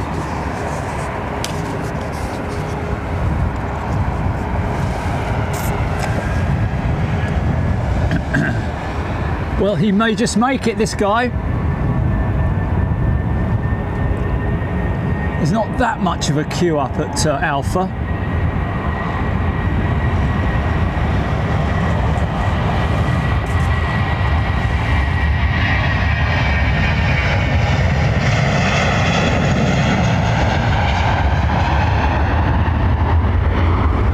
She looks heavy on her mains, didn't she, eh? That big old wing on her, man. Little bit of bounce from the wing as she passes over segments of concrete and tarmac. Mainly concrete on that side, isn't it? Canalling.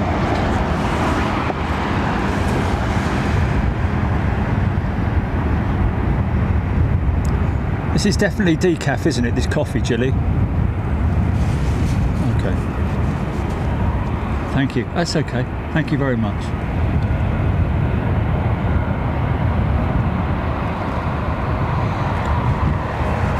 Of course, I wonder if well, Lufthansa will be carrying out pilot and crew affiliation flights, won't they? Whether they're going to be bringing them over here, that would be nice, wouldn't it? 777-9. And they are, I believe, painting one of their 777-9s with that special 100 livery as well. It's a good livery. It's okay. It's a little bit confusing, I have to be honest. It looks good at certain angles. When it's banking away from you, it looks fantastic. Look, Mummy, there's an aeroplane up in the sky.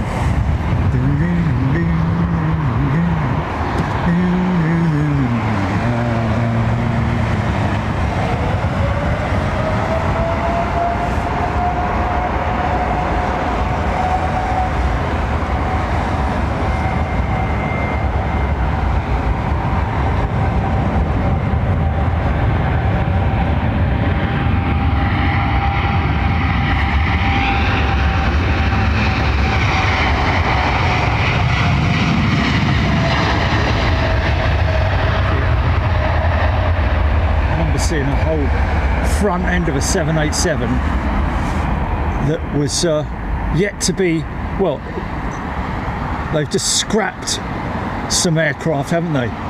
Some old test aircraft or just test frames. That little breakers yard at Painfield. Wow, I love sniffing around a breakers yard, man. I used to do it all the time when I was back in the day when I for me cars and stuff. Get out there and what's that? Replacement brake discs and stuff. Mind you, it's the insurance claims that you wanted to get the best bits off. write-offs. Carl Wirt is in the house. Is he? You're joking, Carl? How you doing, mate? Lovely to see you. Virgin Atlantic, ladies and gentlemen, right there. I don't know what he's doing now. Is he still flying? Carl, of course, flew the 747. Maybe flying like Zayn now on the 787. I'm not sure.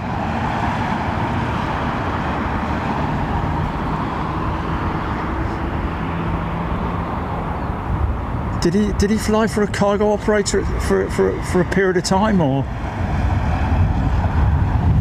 Well, as soon as he answers, Jilly, let me know, yeah? Because my left mince pie is playing up a little bit today in terms of my focus. I've got to get down Specsavers again, haven't I? Here we go. Full tilt. A380 on full send. Trent 900 singing away. Oh man, I've lost that.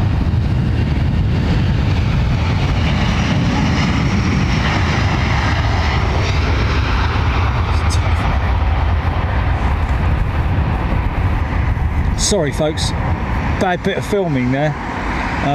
Yeah.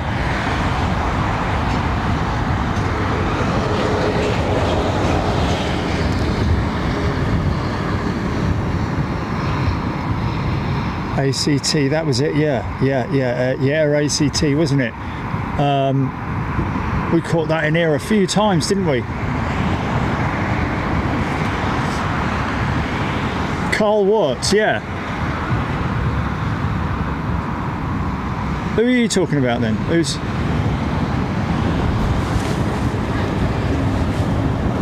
Yeah, it was Carl. That was the day when we when we had to make it here in a very short space of time, but we managed to get it. That was pretty cool, that was. Drove like a madman. A man possessed, having to get on a mission to catch Carl Wirt in his Air ACT 747. They've started departures already, have they? On the other runway.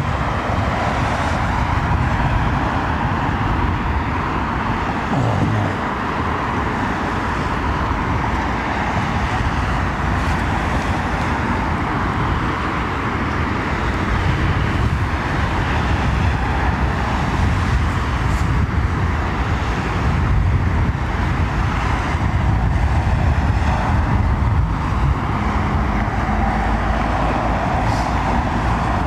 Of course, Carl, along with other Virgin pilots that we know, are responsible for some pretty fantastic wing waves from the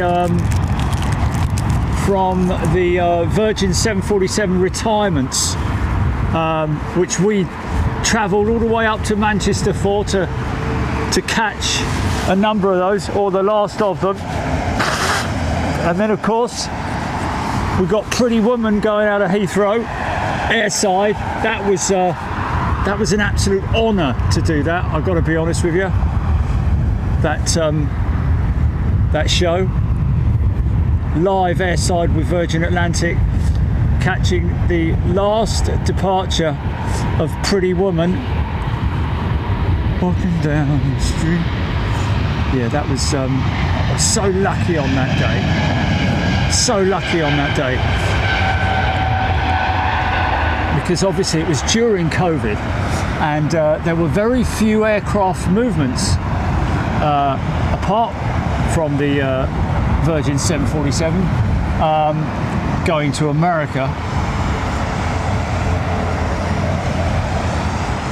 Into a breakers yard, didn't it? No, it was on, it was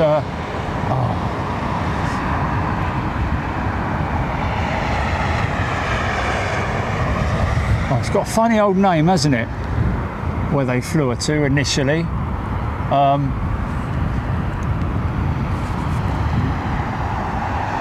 Avro Arrow. Pretty Woman video is a tearjerker. Yeah, I tell you what, when I made that video, I actually it was difficult not to tear up, man. Very poignant video. Great piece of music that went with that.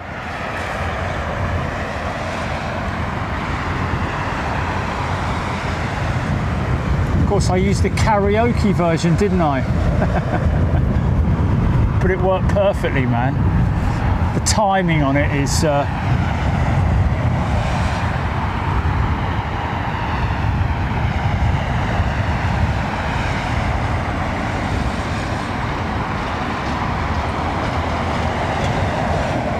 BA Speedbird King inbound from LAX. Oh, thank you, Mark Dudley. Okay, so 3 minutes remaining of operations, departures on this runway, folks. Another 3 minutes remaining. This could be the last one. I think this is the last departure. Sorry, just screwed up 3,600 people's eyes. Sorry about that.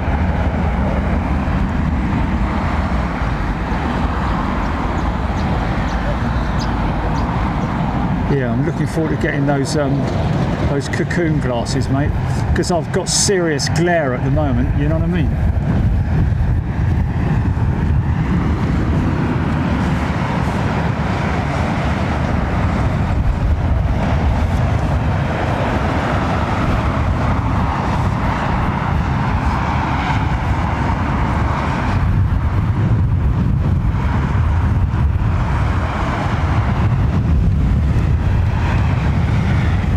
Pretty Woman is at Atmosphere now, and it was Pretty Woman who was operational at Fairford, wasn't it, Julie?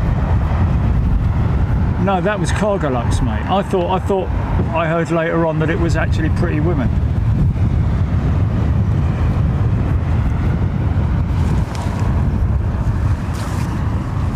No, that we thought it was on its downwind leg, but or I thought it was.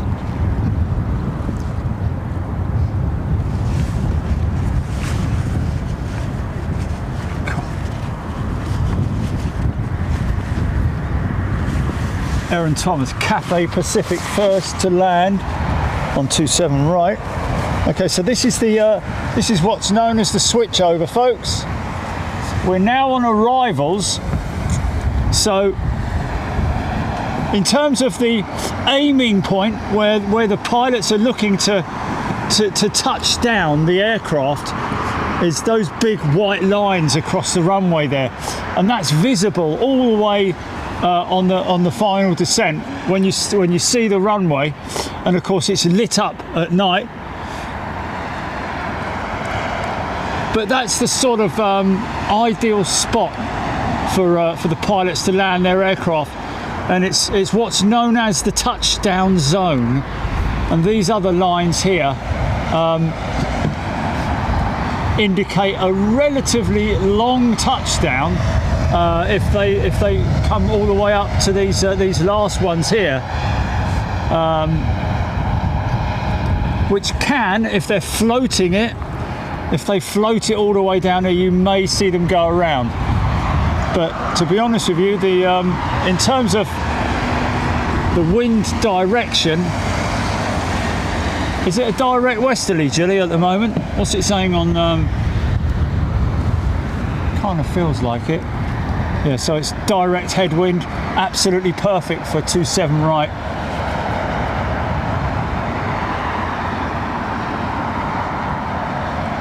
Basil Price, quite an impressive set of tails.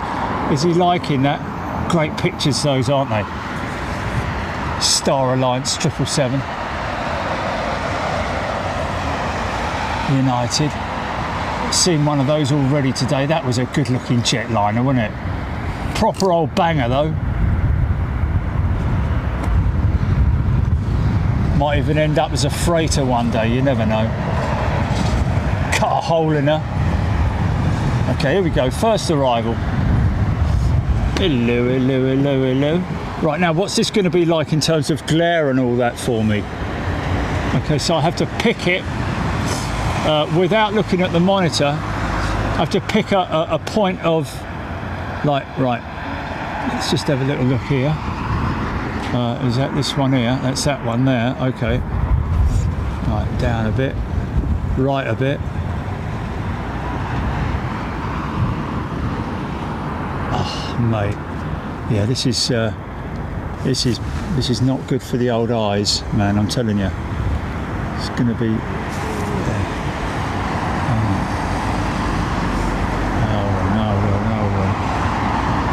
Should be around sort of, oh yeah, oh man, struggling here, GP. No, I'm picking them up from there though, that's fine. So what have we got here then? A 350 Cathay Pacific, is it their 900 or 1000? Great company to fly with, folks, if you get the chance. What's that, Chili? Say that again, sorry.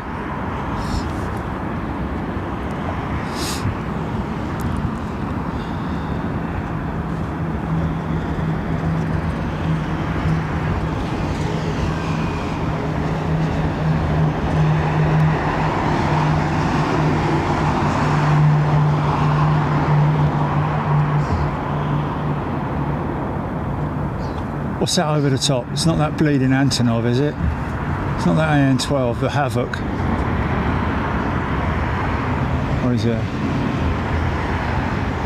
I mean Cavoc, yeah, not Havoc. You stupid boy. Uncle Arthur.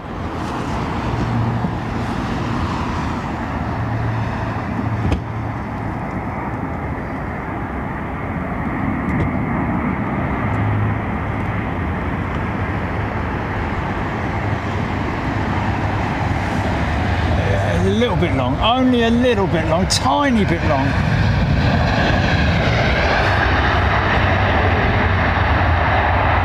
Standing on the reversers, man. All greens, good decel. Ground spoilers fully erect, as you can see there.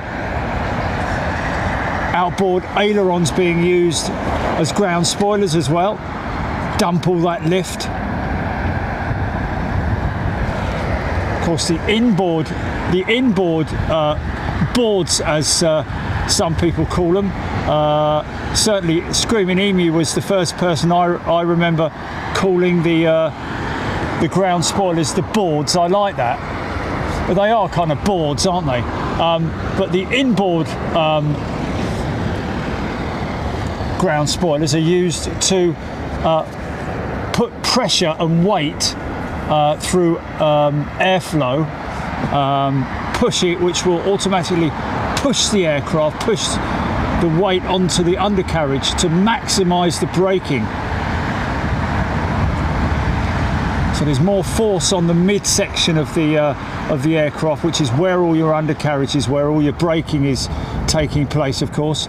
But they will also cause aerodynamic stoppage as well, of course. Wow, where did he come from? Bloody missed that, Julie. What I say the other day, I hadn't seen Latam for a little while. See how big that inboard spoiler is, man.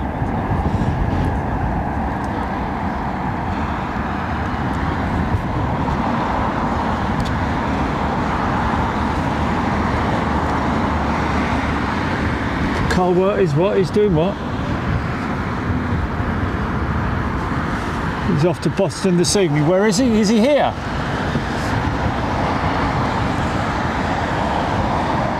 Oh, good old boy. What did he say? What did he say he's flying?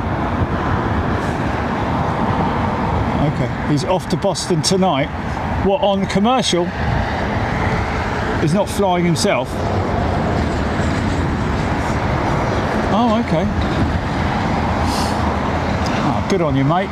Great to see you. Fronts is fit. Flaps fully extended. Oh yeah. Oh yeah. Oh yeah. Oh, I see a quads jet. I see a silhouette of a jet.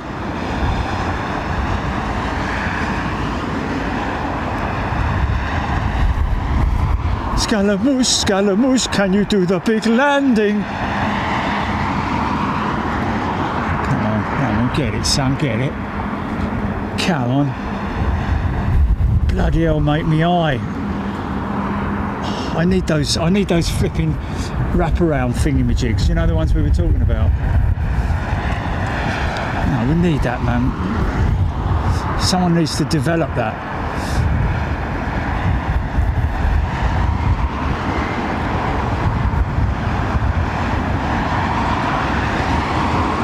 This is the Allison engine, isn't it?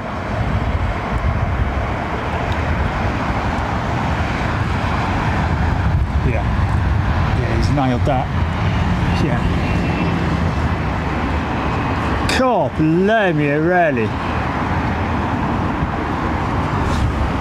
Stop on the runway for a bit, mate. Go on, just hang around on the runway. Yeah, don't rush. Stay on there. Scaramouche, Scaramouche.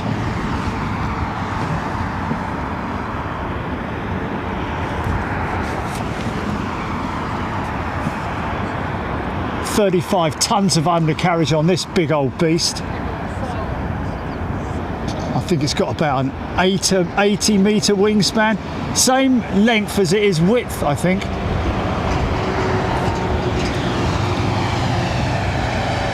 Say that again. Come on, mate. No pressure. Bang it on the markers. Oh, he's a little bit long. He's got it. He's got it. Nailed it. Yeah.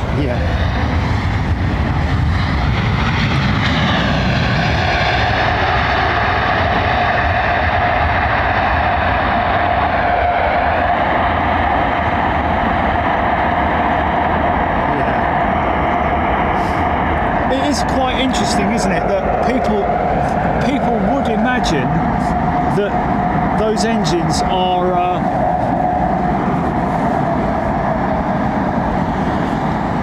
used at maximum power, or you would imagine that that's maximum power by the sounds of those engines being used. The reversers, the inboard engines, of course, only on the 380, but it's a lot less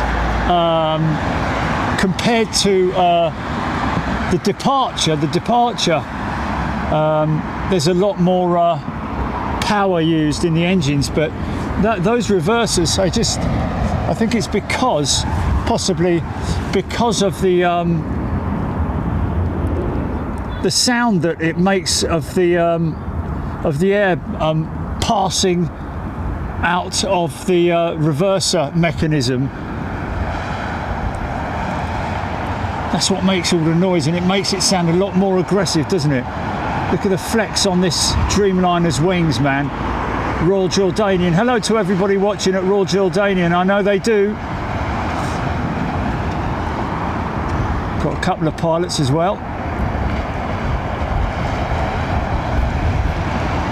All right.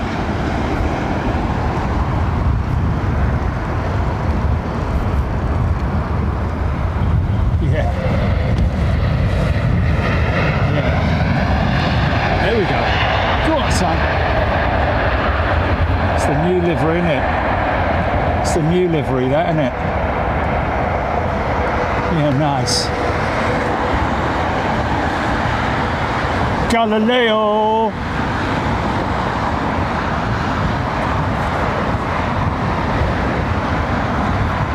Got what coming in, GP, did you say?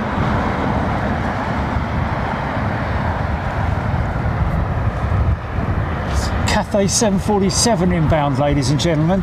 There's a treat for you. There is a treat for you. For me as well. 747 Cathay Pacific Cargo, 747 inbound. Oh yeah, happy about that. And the Slinger, the Singapore A380 is inbound as well. 30 minutes, I believe, for the Cathay 747, I'm hearing.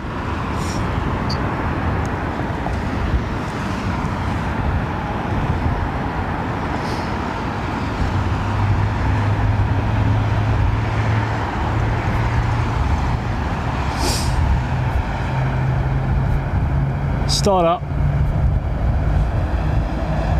Nice.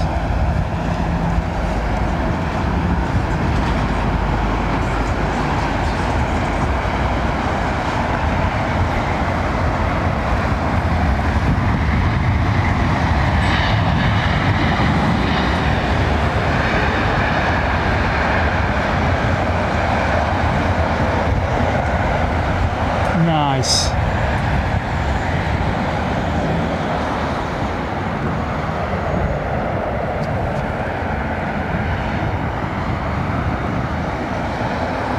A321 looks spectacular in that more revised livery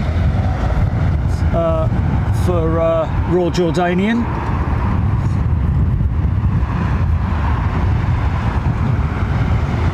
Where did I see that? Was it Madrid that I saw?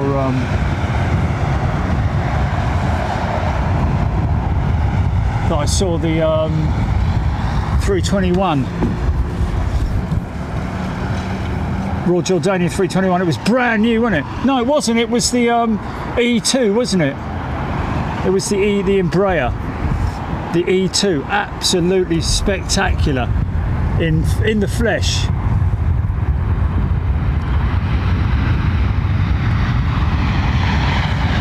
How many points did we get from Finland last night? Nil, I guess. Did we get any point? We got 1 point, didn't we? Hey! 1 point. Which I was quite surprised at, to be honest. Thank you to whoever gave us 1 point. I don't know, it might have been.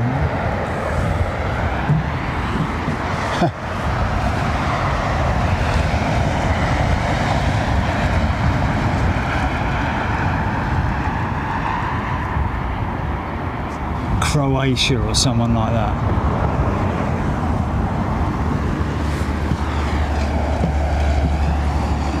Mind you, Australia were in the Eurovision Song Contest, weren't they?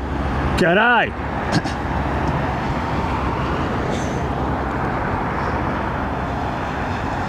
Were they all wearing jackboots and big long socks and khaki shorts and short sleeve shirts with big beards? Some geezer playing the didgeridoo.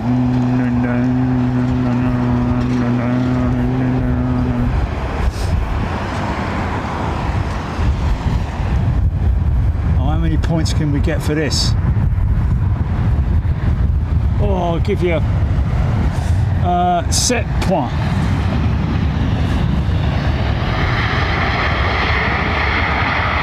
So that was past the markers, but nailed it all the same.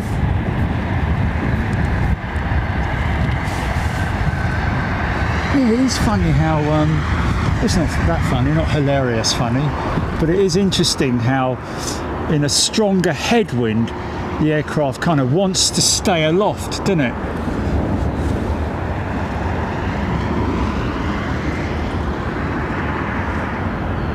Once you put it into that sort of like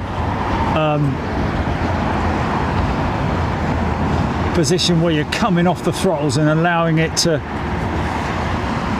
descend onto the runway at about 30 feet.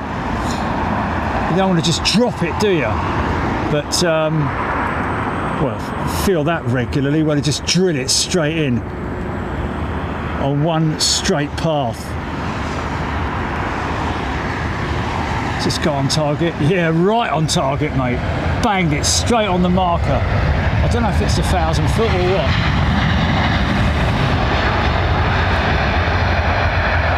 And the runway's about 11,000–12,000 feet long, innit?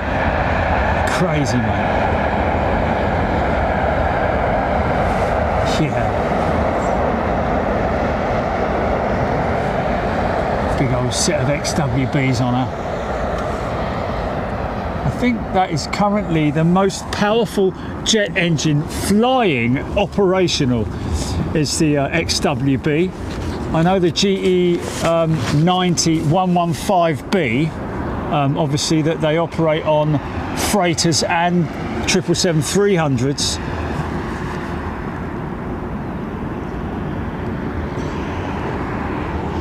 It's 115,000 pounds of thrust available. You never use it though, never use it. They do what's called derating it. A bit like Emirates are already thinking about doing with the GE 9X engine. Heard it from the horse's mouth. Derating it to around about 90,000 pounds, we believe, when it arrives eventually. Come on, the Virgin. Come on, son. Oh, a little bit long. Set point. Go on, mate. It's like a judging a ski jumping competition, isn't it? Because they've obviously got to reach over that green line. Whereas this is so just imagine the undercarriage being a set of skis, and what's his name? Eddie the Eagle. The geezer with his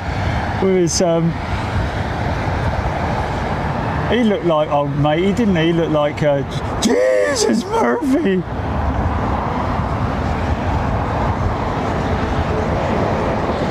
Classic Eddie the Eagle.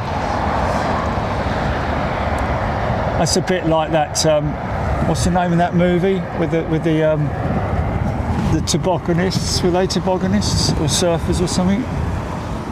Cool Runnings. That's it. Yeah, it was he crashed and burnt though, didn't he? He didn't do well at all, I don't think. He just got to the end of the slope and just fell off. Good old Eddie.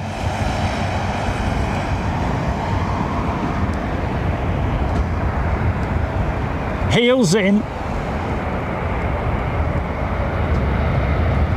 Oh yeah, man. How cool is that?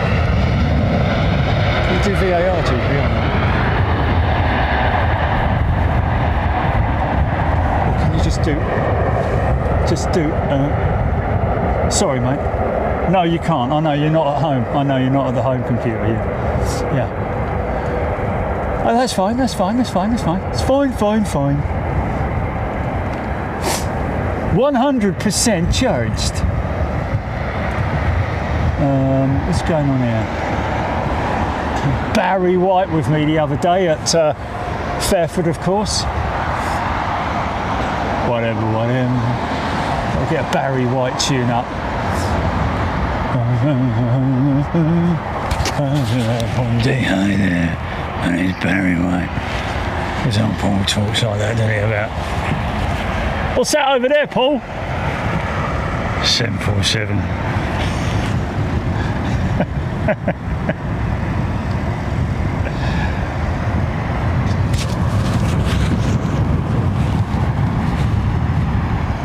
You ever flown one of them, mate? No.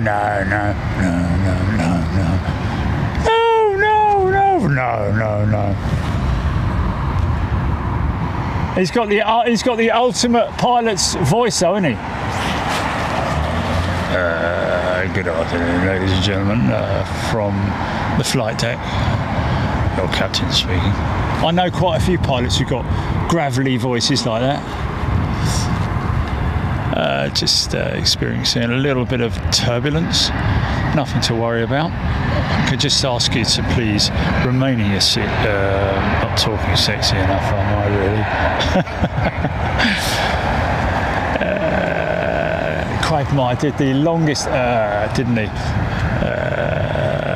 Good afternoon, ladies and gentlemen, from the flight deck. Happy to be flying alongside your senior first officer this afternoon, Miss Gillian Presswood. Gillian's going to be flying the aircraft out of London Heathrow And I should do the stream announcement, really, shouldn't I, Jelly? Instead of standing in front of the camera looking like a Burke.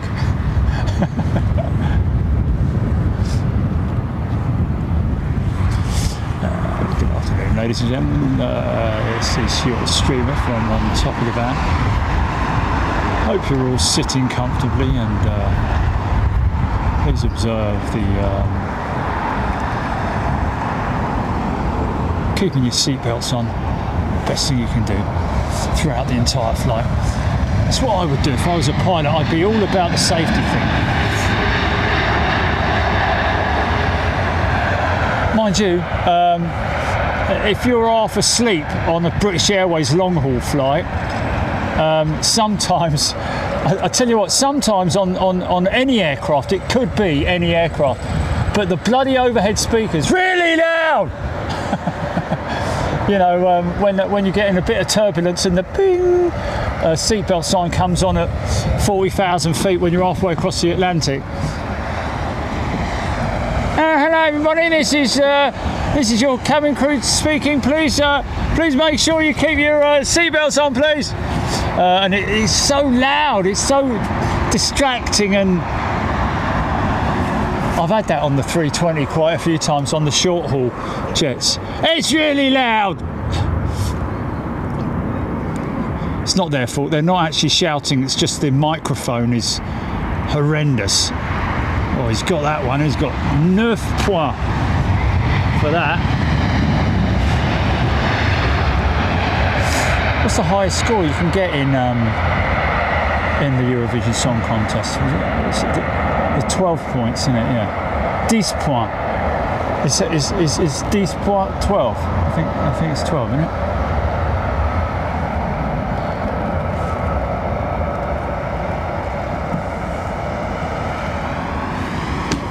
Lots of people mentioning how good that Royal Jordanian Dreamliner looks. Liking that. Is this KLM by any chance? What have they brought today? Their A321neo. Very proud of this aeroplane, they are. But, or is this ETA? This is ETA, isn't it? That looks a bit too blue to me. Definitely got a metallic look about it, isn't it? This is a good livery, folks. Nice to see them back for the... Oh, no, no, it isn't. It's KLM. Jerry, chill out, man. Chill out. It's their 321, isn't it? Shouting and... Oh, nailed that one a bit early. That was a bit firm. Oh, no, it is ETA. It is ETA. I just saw the blue for a minute. It just sort of... well, my eyes, innit? My eyes, sometimes I get a bit fooled. I can be fooled. Or blinded by the light, ripped up like a dude, you know, a roller in the night.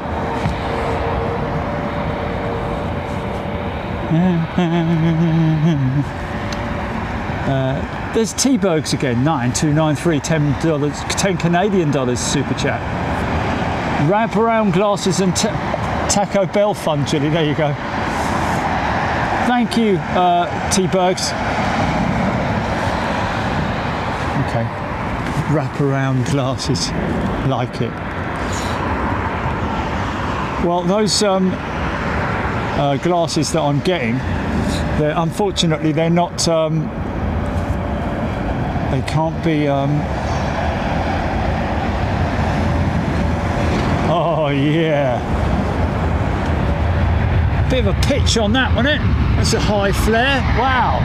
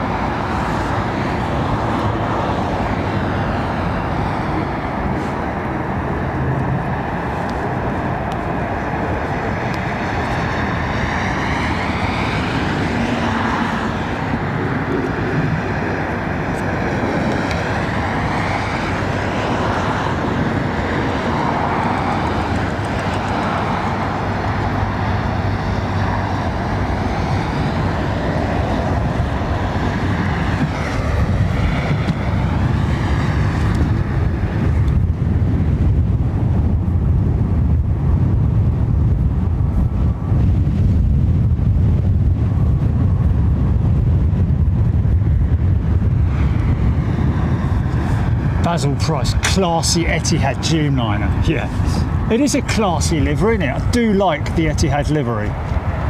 Looks good on anything, to be honest. And my sister down in Tunbridge Wells, she's got her doormat. Looks just like that design on the tail. In fact, you can buy duvets with it as well, can't you? Come on, Great Britain.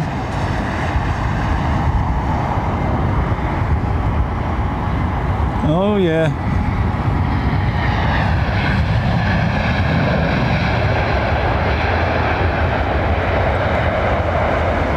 I reckon that was probably around about 6 points. How many we got so far? I'm still last. Steve Stippens is with us. There is a company in Barnstable that specialises in cocoon glasses. Oh, okay, interesting. Well, we found an optician's that retails the cocoon glass. We went there and tried them out, and the great thing about them is that they obviously fit very well over my existing glasses.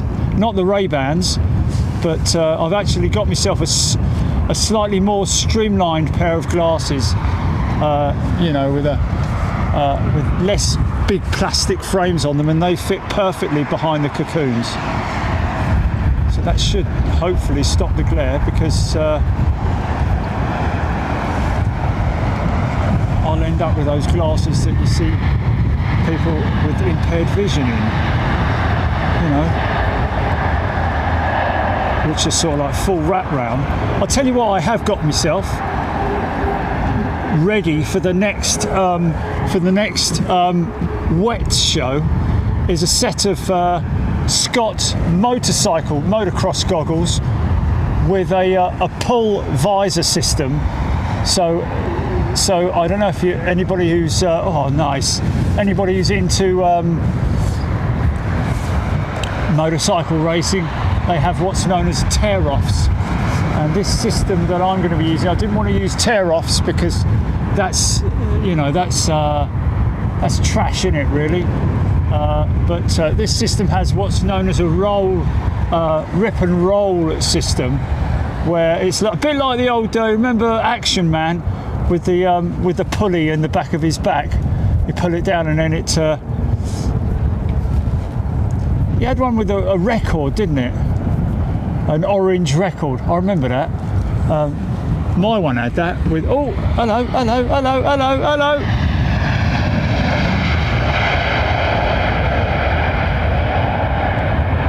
There he is. Have you been, mate? You been all right? Ginny, you know what? If you're saying anything, I cannot hear a bleeding word you're saying. If you're there, because I just don't hear you at all, because I've got my headset over my hoodie. That's all. But yeah, how about that?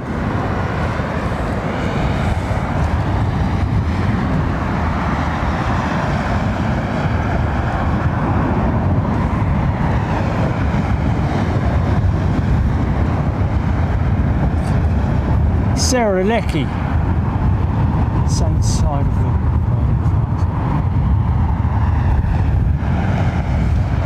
the same side of the world.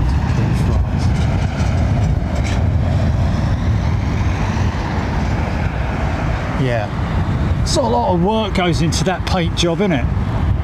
Blimey, I mean, you know.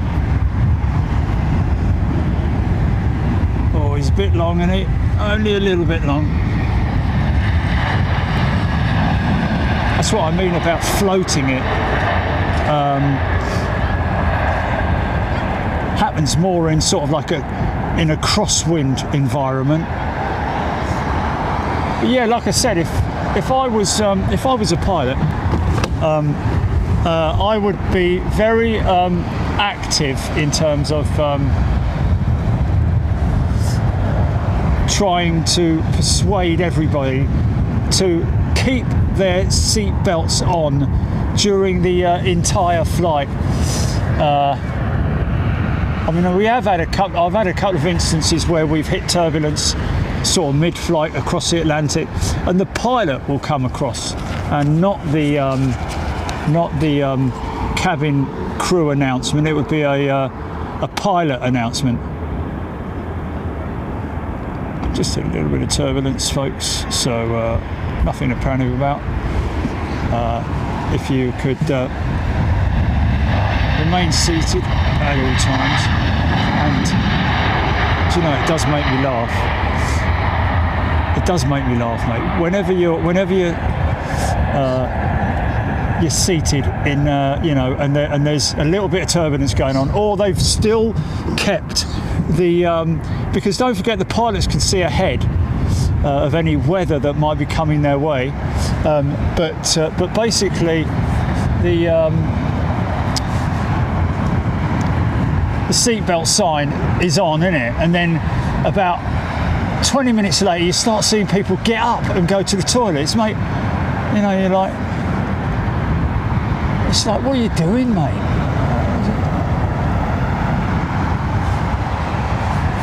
And then it starts roughing up a little bit.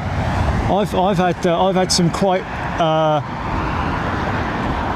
firm cabin crew telling people to sit down, literally.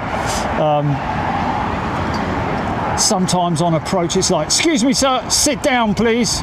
Comes over the announcement, please stay seated.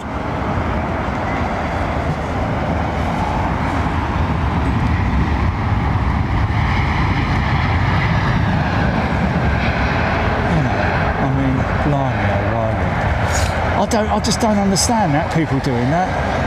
And then of course you're busting for a wee, and what happens? Another one comes out and you're like, right, sod it, I'm going to go there myself, and you don't. You end up not doing it because you don't want to look like a Burke, and everybody else going, oh, look at you, you got special dispensation, have you? You can go to the toilet, can you, when the seatbelt signs are on? Mind you, you do get them coming up to you every now and then, didn't you, the cabin crew? Excuse me, sir, can I just check your seatbelts on? When the seatbelt sign goes on due to turbulence, that's the first thing the cabin crew start doing, isn't it? Wandering around the cabin, checking that everybody's got their belt on.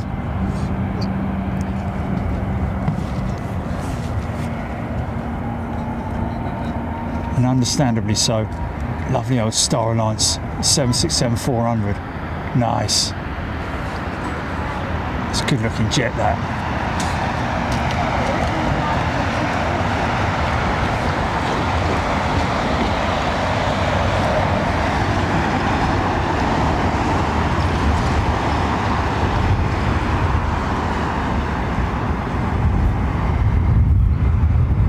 So boys and girls from Aegean, hello. We have had communications from an Aegean pilot. When was it? It was during the time when there were strikes and stuff going on and they couldn't fly, wasn't it? I seem to recall. What was that geezer's, that kid's name, Gilly? The one yesterday you told me about. Bit of an inspiration, to be honest with you. James, we got your email, James. Congratulations on doing what you're doing, and what a great backstory. You must be an inspiration to other people, I would imagine.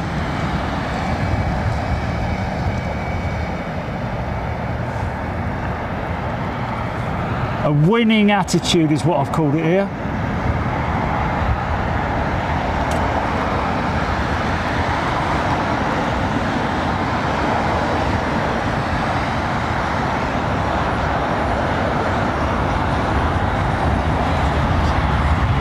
XKR is up in his room.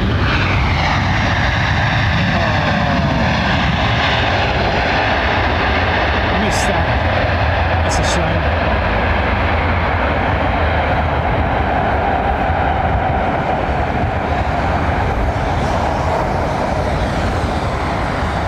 If you're watching from the hotel in the Renaissance, you've got to be watching the actual live jet landing, haven't you? If you can see it. That's the only thing, I've got to be honest with you, with the Renaissance. in terms of room views is that there is a huge concrete pillar either side of your room, and it kind of creates a blind spot where you can't see fully left or see fully right.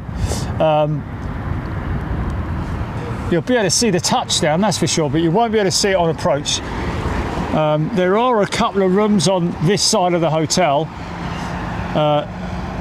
facing east, so you get to see them at this stage on approach.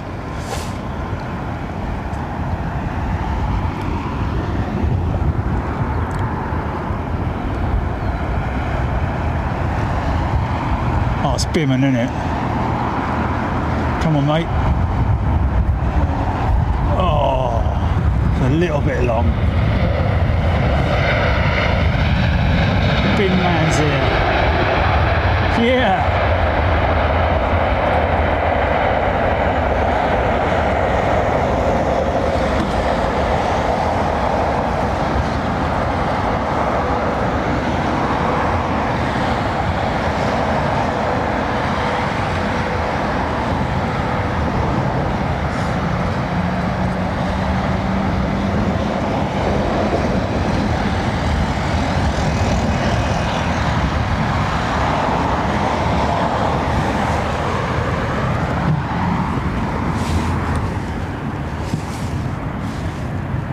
Oh, here we go. Slinger by any chance, Julie?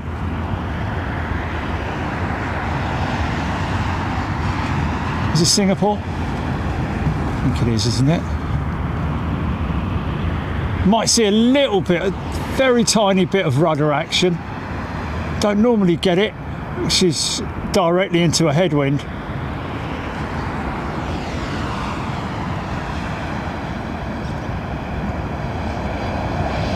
I don't know.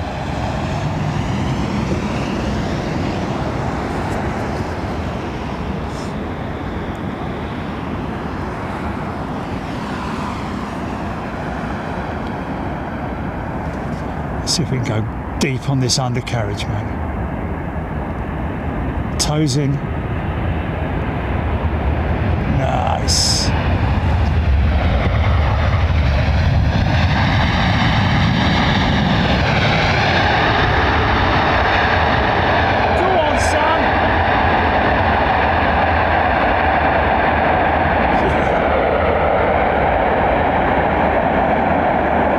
Inboard engines, that was full reverse, wasn't it? Very small amount compared to, very tiny amount compared to the takeoff thrust. It's almost like the engines are like not idle, but they're at about 20% or something crazy like that. Sounds a lot more, doesn't it? And of course, it is only the inboard engines that have the reverser mechanisms fitted.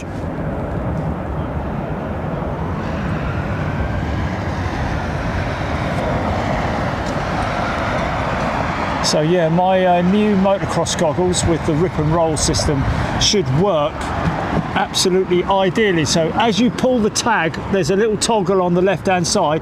As you pull that down, it clears the screen.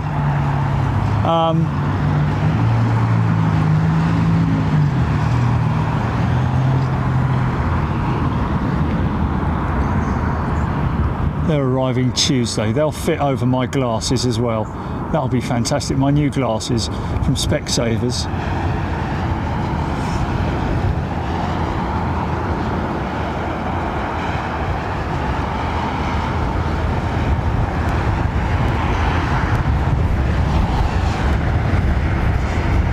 Nice.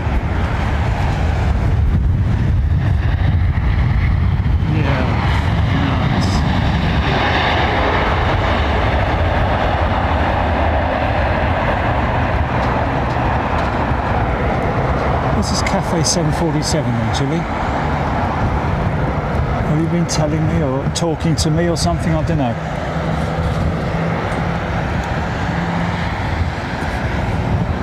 Okay. Okay, so she'll appear from the left. I'm not gonna, just tell me, is she on her base leg yet?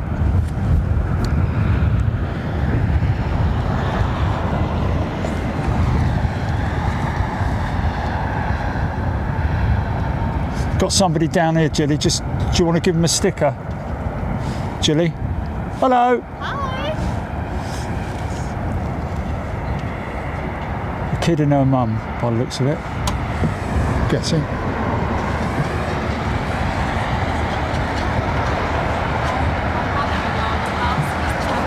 She's always watching it.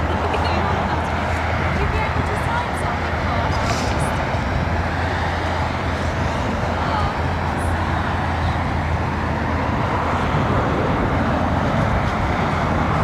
What was that one with 3 legs? Was that the flying bedstead? Has he only got 3 legs?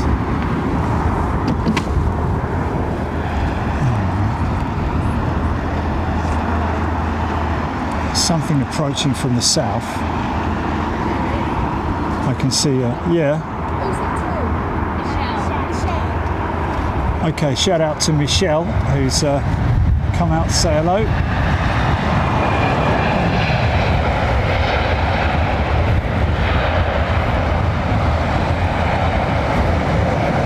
What's that? I haven't got, have you got, there should be a Sharpie in the van. No, a Sharpie in the van. Yes, please, yeah. Thank you. Michelle. Is there one there? One No, I need a Sharpie, mate. I'm not going to sign it with a pencil, am I? It's in me hand. I'm giving Oh, okay, you got it, yeah? All right. It's with one L. One L. With one L. M-I-C-H-E. Okay. Oh, has it just flown off? Yeah, that's all right. Shall I sign this? Here. Yeah, go for it. Yeah, perfect. Thank you. M-I-C-H-E-L. L, yeah. 1L. One L, yes.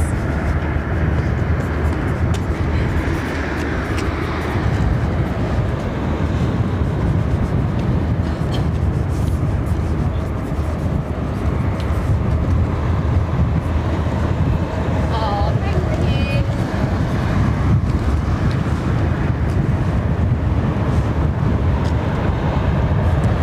you. GP? I hope that works. Watch out, it might smudge. Might smudge, careful. Thank you so Or much. people with cats called smudge. Thank you. Is that all right? I don't know what to write when somebody asks for me autograph. Hello. From Jerry. Hello. Just put, Jerry. Do what? Smiley face. From Jerry and then a little smiley. It's a shame it wasn't her birthday or something. I could have written happy birthday or something. It's like that American the other day who sang it, didn't he? Happy birthday of me. Okay.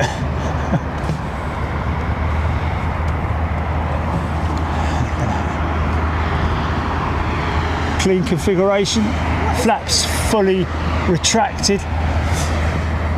Just had her nails done, look. Sitting heavy on those mains, man. Okay. Have the lamp on, okay.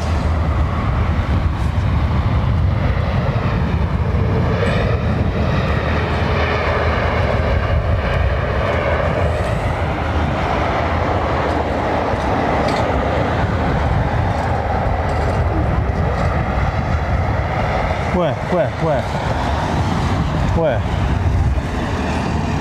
Oh, mate, I'm never going to get her from here, am I? No. Is she going through cloud? Is she going through cloud? Just got past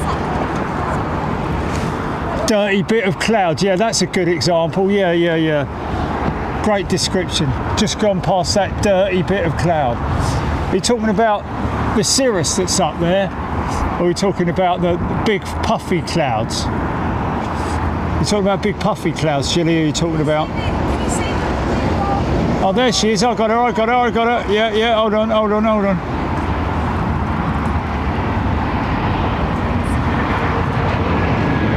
There she is. I got her, mate. I got her.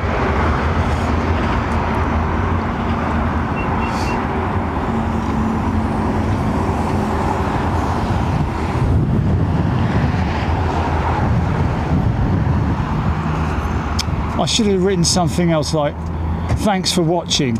Jerry, put the smiley face, Jilly. Not hello. Hello from Jerry. Well, okay. That's the downwind leg done. She's now going to turn right.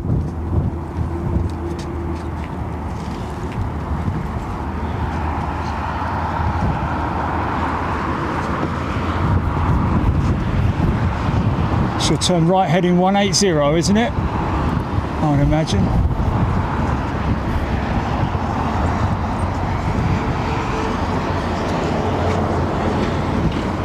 It might be a little bit difficult catching her on the base leg. Let's see what we can do. Oh, Aero Mexico. Go on, son. Nice and loud.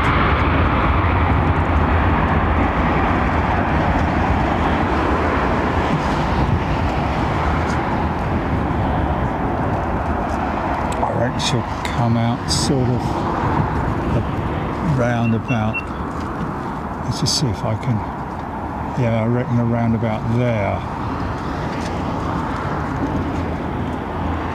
Maybe a bit lower, but then we're going to see her over this way, hopefully. Has she turned base yet, Jilly? Are you seeing it on radar? Yeah, are you monitoring her?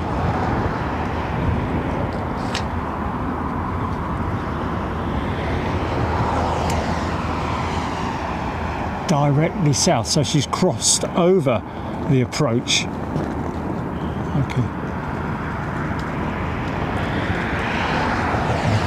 It's going to be a tricky one. What's her altitude right now?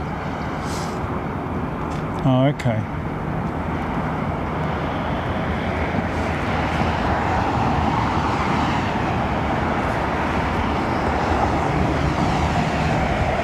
Oh, Carl up there. Rating his mates. How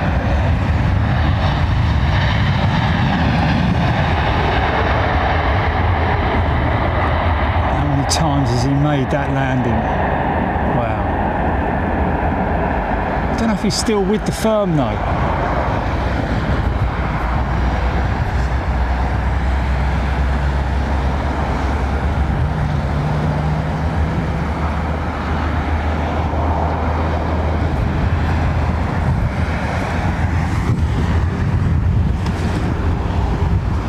So it's going to approach the final approach from the. Oh, okay. I thought you said it's gone further south. Okay. She's when you went at that she is. I think I can see her. Completely south track. That's her there. Just Hold on a minute.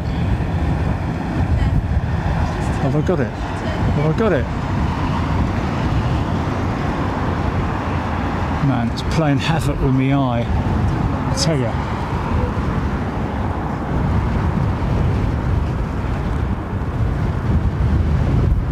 God. Dear oh lordy lord. That's our settings. Okay, to the left of that. There we go. That's long range 320, isn't it? There she is. No. No, that's a 350. That's a 350. There she is. Oh yeah. Oh yeah. Nice, the JAL 350. Nice.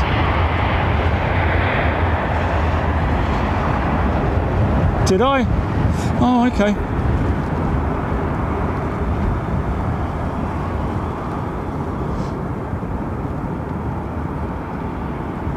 Gear coming down on the jumbo. Nice.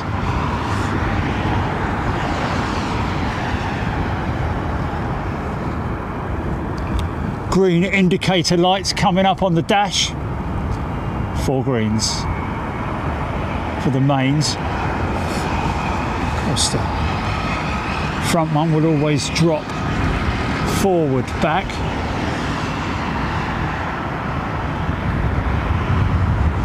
Just to aid the locking of the gear from the airflow, of course. It's a significant amount of turbulent air created by those massive great undercarriage.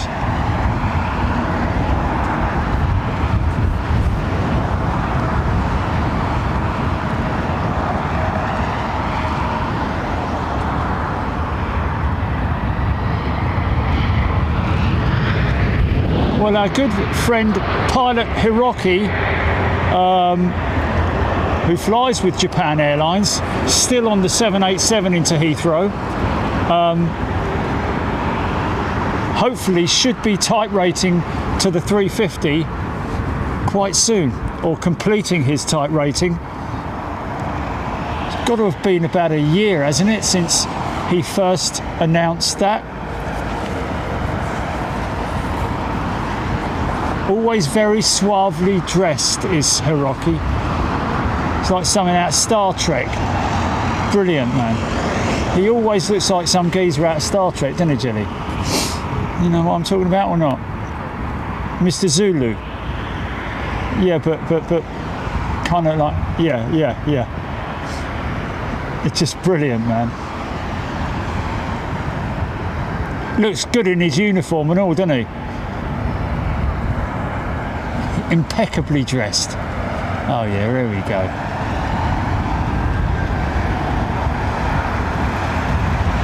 Oh yeah.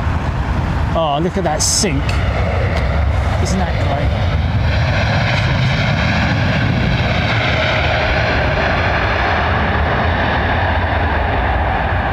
The weight of the aircraft is loaded up onto the oleos. Of course, a mixture of air and oil in this suspension of these big airliners. Oh yeah, here we go.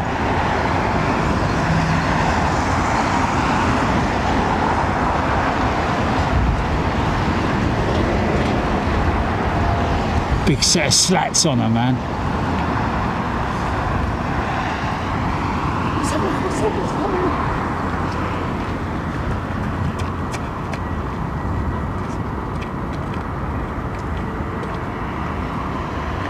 Is it a Dash 8? I think it is, isn't it? Looking at those engines.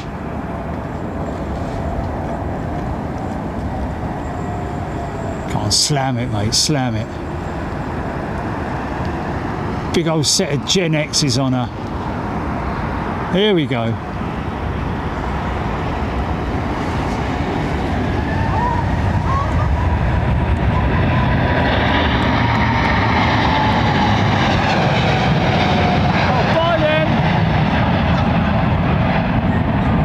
What's that all about? Wow!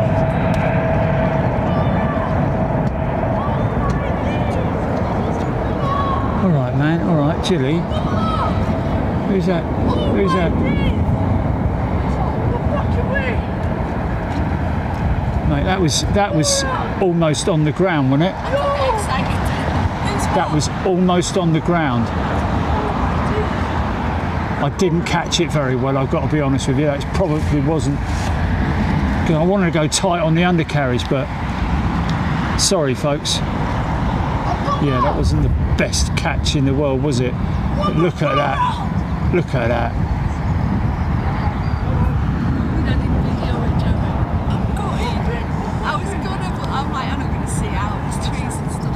Well, I mean, we caught it from literally undercarriage, almost touching the runway. She was about, I reckon she was about 5 to 10 feet off the deck.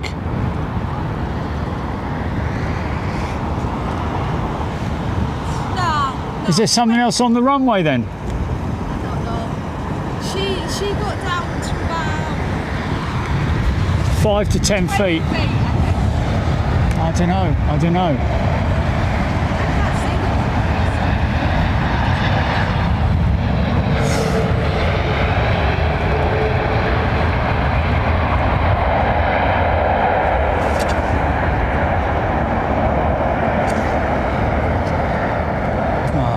Disappointing about that.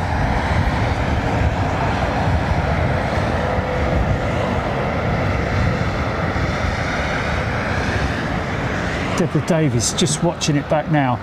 Alarno, hello to you. Darren Kane. She was rocking on approach, Darren saying. Interesting. What you mean? Wing flexes and all that sort of stuff. Almost landed, Jill Blakeney. A wild snowball. We do get to see it land again, don't we?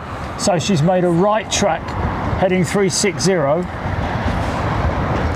She'll go up and join the Lambourne, won't she? Or I don't know how tight she'll turn there, to be honest with you.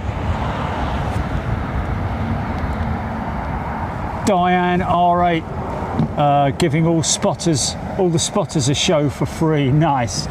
It wasn't massively loud, was it? The power up, was it? That almost qualifies as a fly past, North Stand are saying.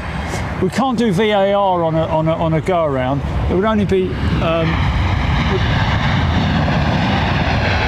worthy of that, because if you imagine VAR is a slow motion. Always better to see something like a heavy touchdown using replays.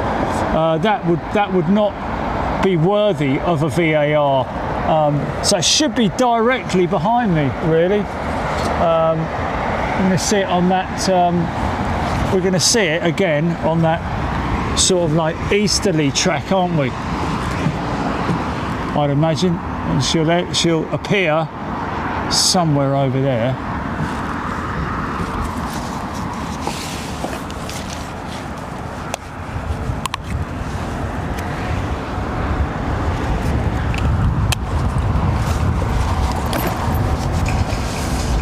There was some kid getting very excited there, Julie, wasn't there? No, I don't know. I don't think it was. Yeah, I just heard you go, ooh, ooh, ooh, ooh, ooh, and all that. Whee! And yeah, all that malarkey. And then this other kid shouting and screaming and hollering. Okay, Rosa H92 has watched it back.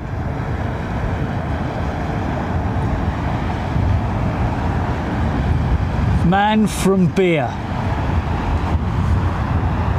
Beautiful turn though, yeah. Right hand bank. Maintain 2,000 feet, I think, is the standard operating procedures for go-arounds at Heathrow. Maintain 2,000 feet. Runway direction, isn't it? Stay on, overfly the runway, literally. That's what he did, wasn't it? And then into that right-hand turn, which was pretty spectacular, man. Into that beautiful profile.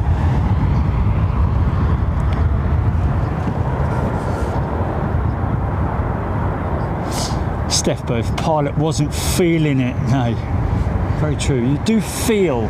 I mean, it's like when it's when I used to ride my motorcycle. And also, it's the same with a lot of sports. You've got to feel it, haven't you?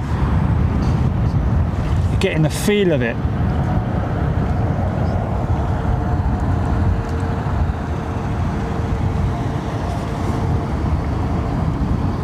Joe Jet, no, I don't think that was wind shear, Joe Jet. It's a sort of south. Is it a northwesterly? A tiny bit of northerly in there, Jilly? Northwesterly, would we say?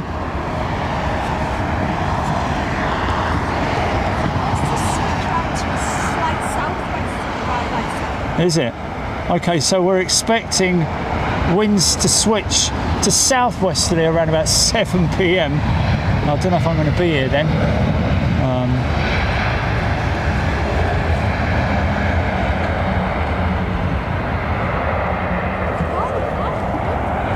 I know. I'm just thinking that if I do 4 hours, then I'm back to my sort of like, you know, old school length of show, which people will enjoy, hopefully. 3,600 people still watching. Hello, everybody. pilot reported traffic had not vacated the runway. There we go. And that was Japan Airlines. That was the JAL 350. Was late to evacuate the runway.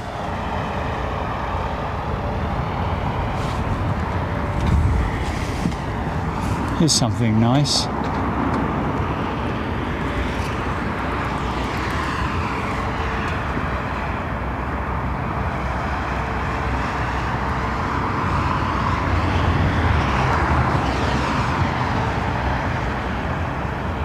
Okay, Avro Arrow just watched it back, maybe 20 feet above the runway. Oh, I don't know. Really?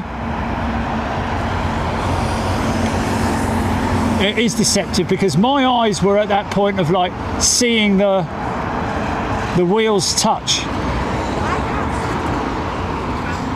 I can see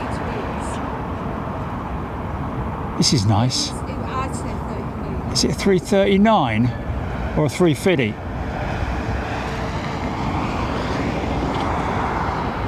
Virgin 339, isn't it? So this is what I was trying to do.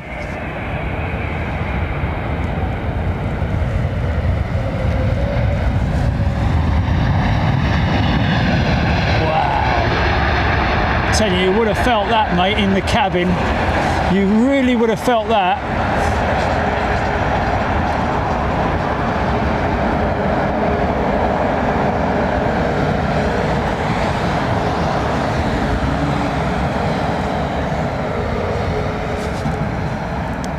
Hopefully no valuables in the overheads. Bone china set that you bought from wherever.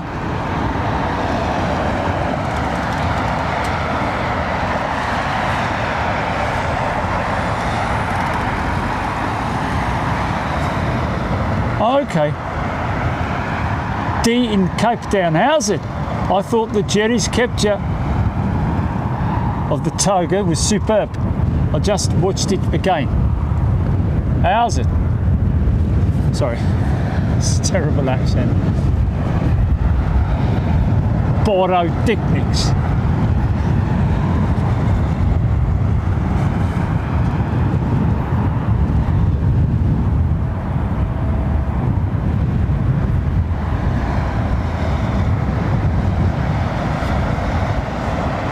Is VAR still a thing? Definitely, Brian, but we just can't.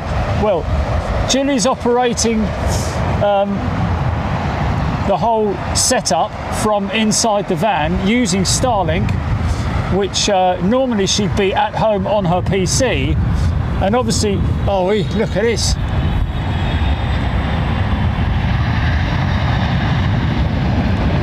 And that would be her being able to throw VAR in the mix, which would be ideal for landings, not so much for go-arounds. Bit of a shame about that, to be honest with you. Had I been zoomed out a lot more on that Cathay Jumbo, we would have caught more of it, I think. I think you'll find. But I was trying to get tight on it, so I apologise for that.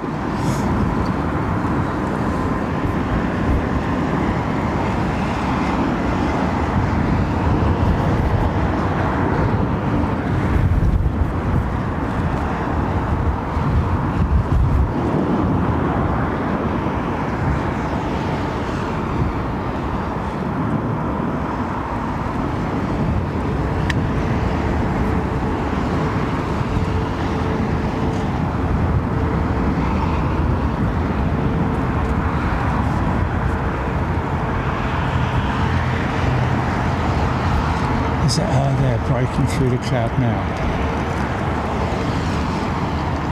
Oh, mate, she is. Trouble is,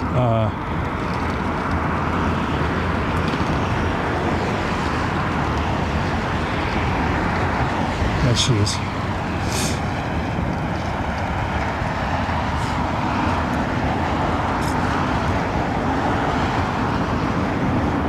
Adele Hardy saying it was awesome.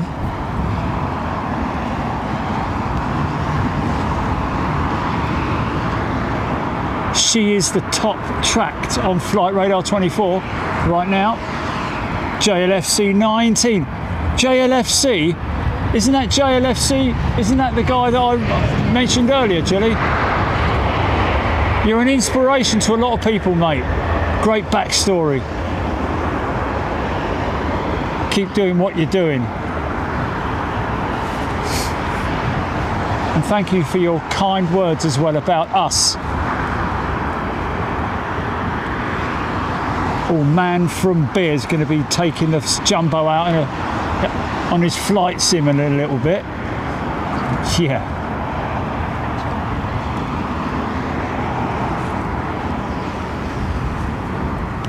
Okay, all right, yeah, I gotcha. Margaret Burnett, yes, second attempt. Gear now extended. 5 greens. We're all good. Maybe a final flap setting now. It's 10, 20, 30, 40 or more, isn't it? Something like that on the Boeing. Flaps 10, 20, 30, something like that. We might have a Sprog pilot, you never know. Maybe a new pilot on this 747.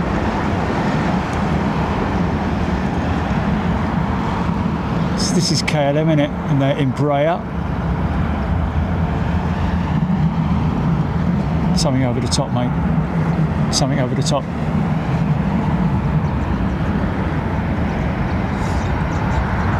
Now somebody was saying earlier on that on approach the jumbo was wallowing a bit or moving around quite a bit. The wings were flexing. Hold on a minute, let me find her. So she's see, I've got to pick a cloud and then know where I'm aiming at when I'm doing this, because I can see the clouds clearly on the monitor, but sometimes it's quite difficult to pick the aircraft out at long range especially. So I have to find a specific sort of like area of the cloud, like that big fluffy bit above him there.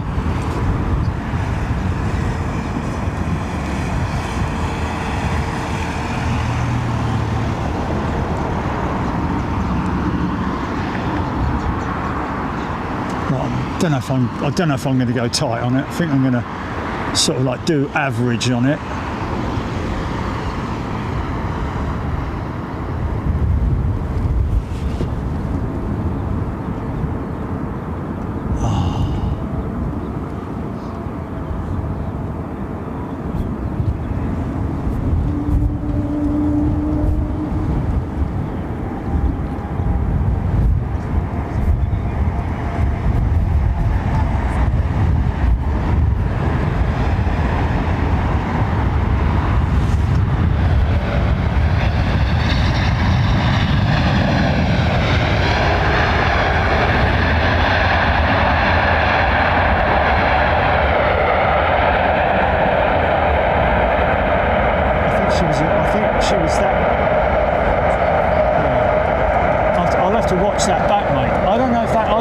Was 10 feet. I don't think it was 10 feet. 20 feet, somebody saying. Was it Avro Arrow saying he reckons it about 20 feet? I don't think it was. I think it was a little bit lower than that. I mean, it was damn close to the first set of wheels touching the runway. Captain Bob, good afternoon to you. Terry Slater. Alarno 757. John H. Joe Jet in Morrison. Mark Barr 4479. Good afternoon, everybody. Hope you're doing well. That's the big Dash 8 intercontinental freighter, folks. Although the passenger variant was labelled 747-8I.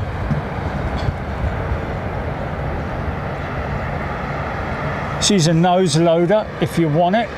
Other than that, she's also got huge cargo door at the back, which can easily eat up, you know, your average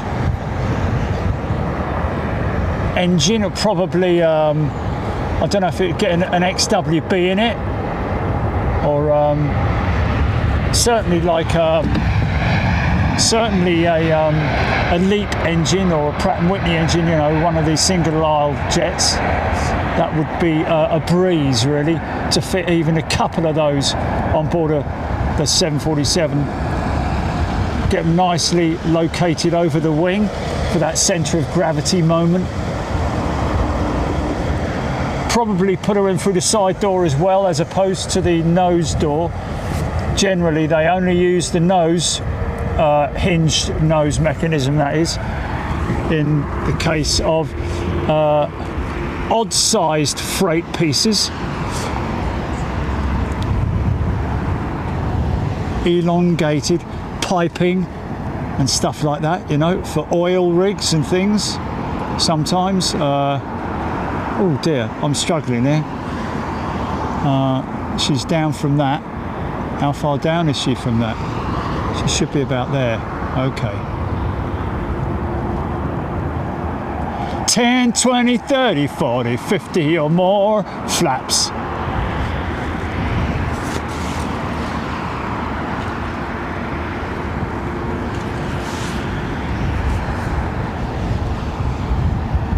Yeah. Brian Stewart mentioning the A350 freighter, the largest main deck cargo door ever. It's like 4.3 meters high, man. I'm not sure what the 777-8 freighter dimensions are.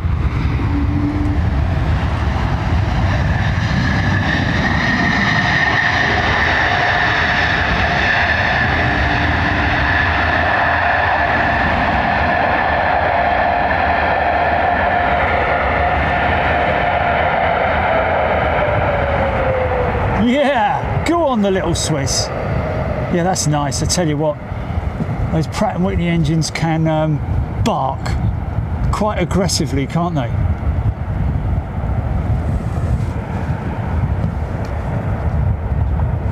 Wow. Good afternoon, everybody. Hope you're doing well. Enjoying the rest of your Sunday as it fades away. Sorry, 7 out of 10 for the Cathay cargo departure. John O'Godley.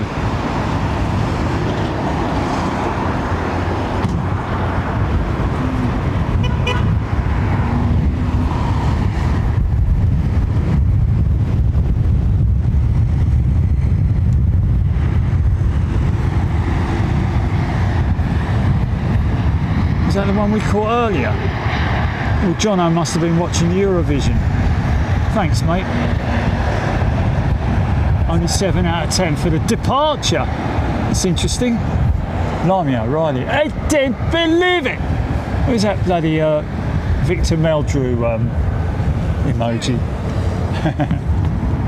Yes. Spare power bank? Yes. Oh, yes, I have. Oh, God, really? Oh, then you... Yeah, hold on, folks. I just need to get a...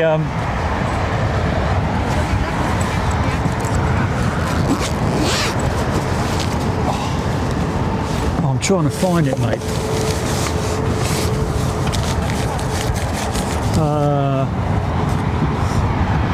No, hold on a minute, just wait a second.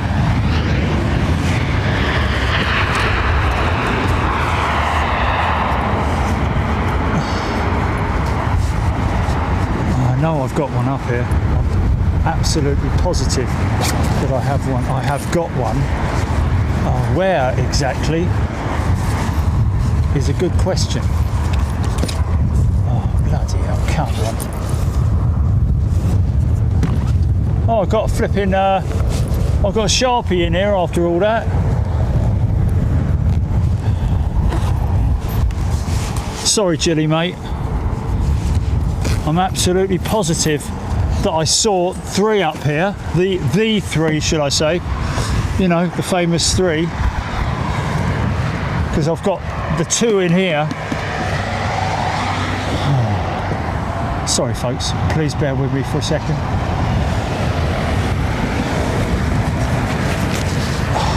had them all in there, you see. I had them all in there. They wouldn't be in this one. Hold on a minute, hold on a minute. Here it is. You got a lead? Yeah.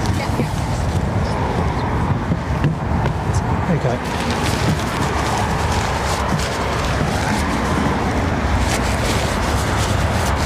Oh, how are we doing on battery? Air Baltic, 220. Okay, this one's on 100%, isn't it? 10, 20, 30, 40, 50 or more. Them good old boys that did it, dizzy no more. That's what it is down.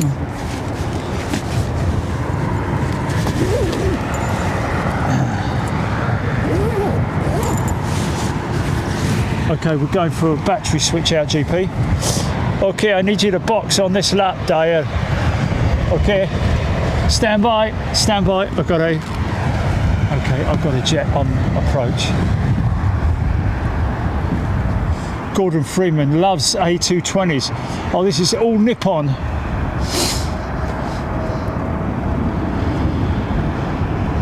Heels in.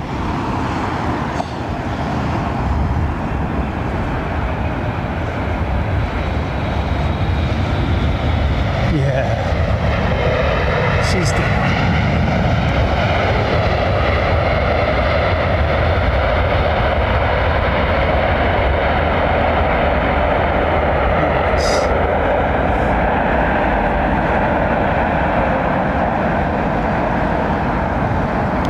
It just looks and sounds more aggressive than the departure roll, doesn't it? Celtic Mel. Been out and now back. Welcome back. Yeah, 220 is a good looking jet, isn't it? It's a little mini A350 in a funny sort of way. It's got that sort of look about it. I remember getting quite excited when it was released, when it flew for the first time as the CS Bombardier CS300, wasn't it? Or 100 on some variants. Right, okay, stand by folks, don't go anywhere. I'm just going to do a battery switch.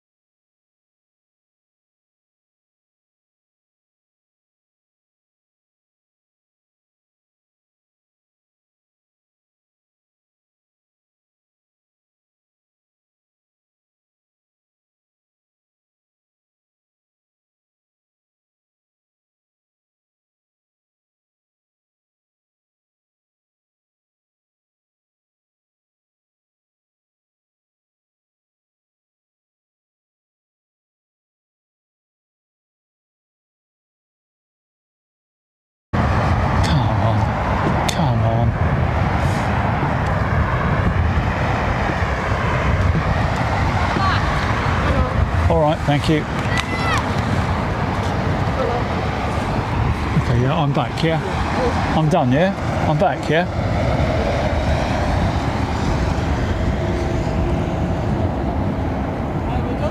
There you go, look at that, folks.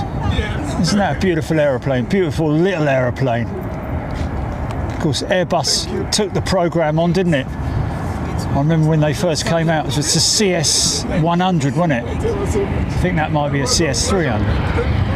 There's Dave.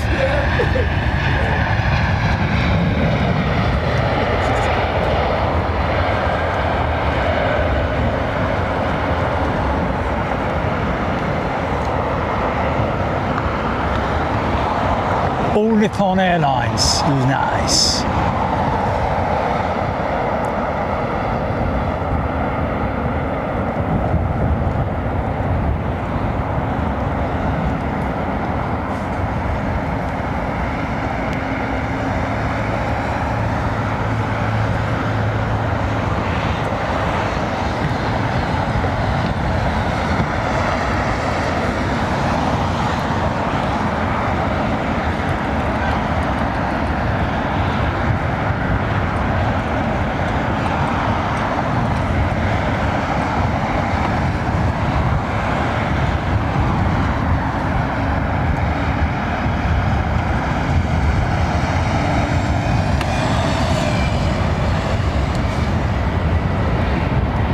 Purring away.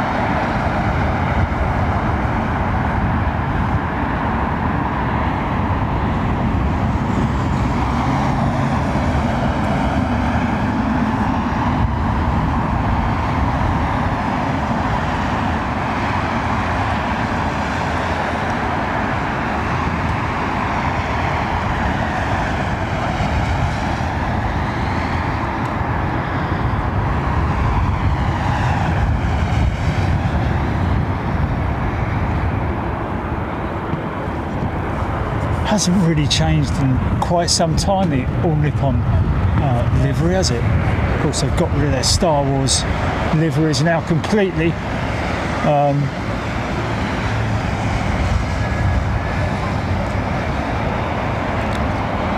C3PO was the 777-200, wasn't it? Oh yeah, Malaysian 330 has nailed that.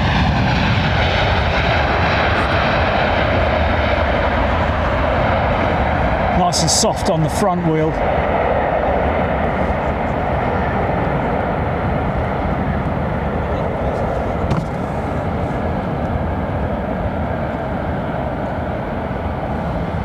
Okay, GP.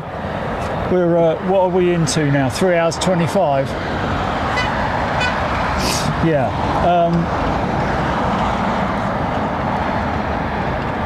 How do you fancy if I sneak off now, folks? Do you mind if I get an early one? I say early, not just yet. We've got anything sweet and juicy on approach, Jilly?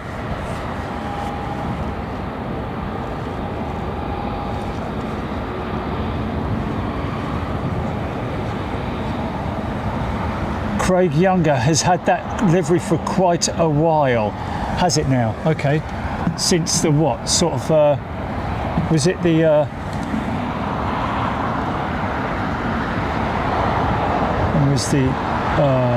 when is that livery, when was that introduced, I wonder? In the 2000s or something like that?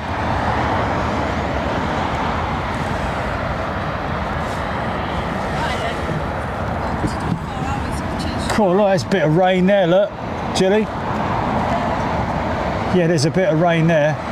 Someone mentioned earlier on that they were down in the West Country and they were getting hit by quite a bit of wind and rain.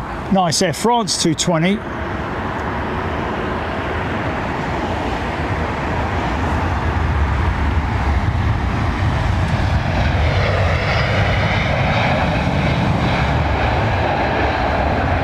Not as aggressive as the Air Baltic, of course.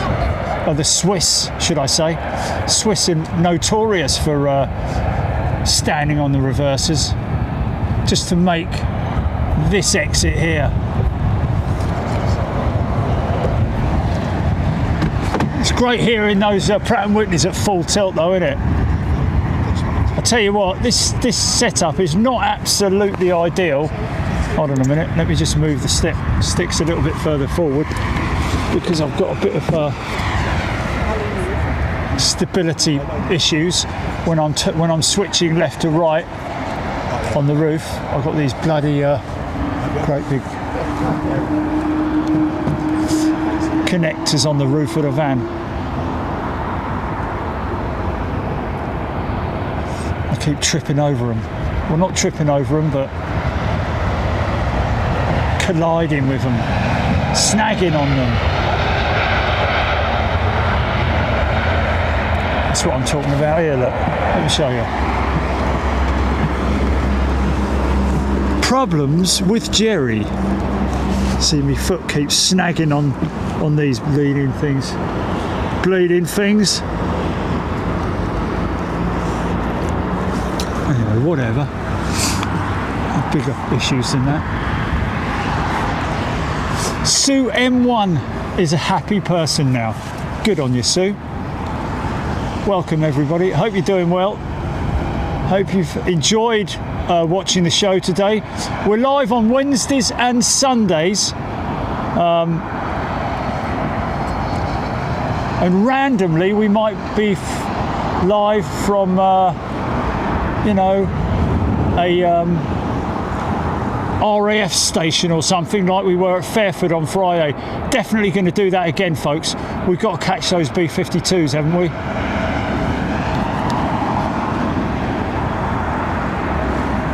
Those B-1 Lancers were so cool, man.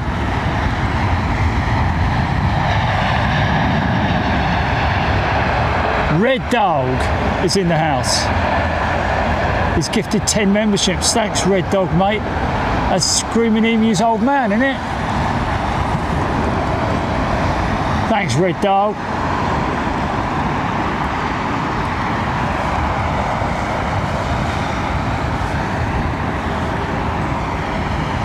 Phil Robson, Brian Stewart.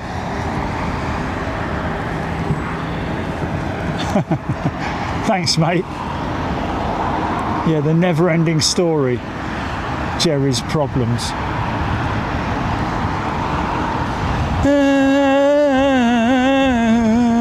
Never-ending story. Yeah.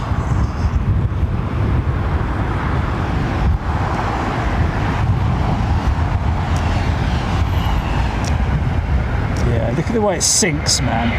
Love it. Undercarriage struts taking all that that weight, all that load.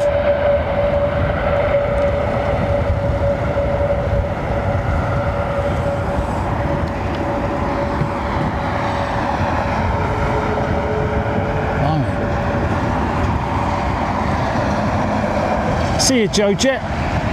JLFC 19. Showing some Vulcan love there. Mike Alpha Zulu has sent £5 super chat. PIA 777, 10 minutes out. Thanks, mate.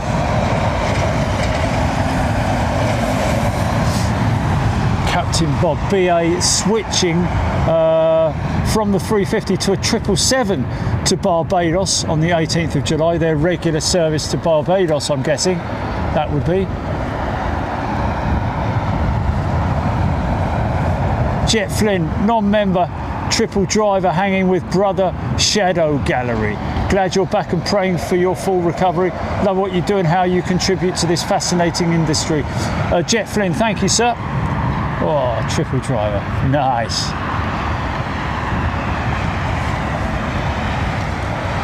Nice old lufty livery. This is quality in it. It's great to see this still on some of their aircraft.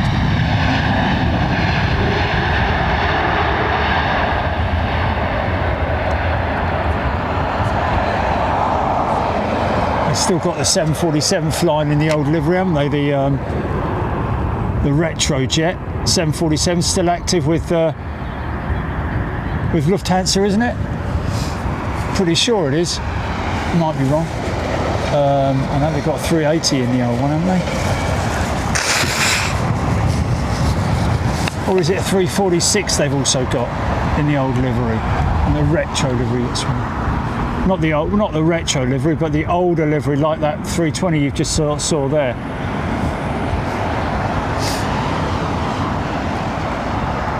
Okay, heels in for this Dreamliner.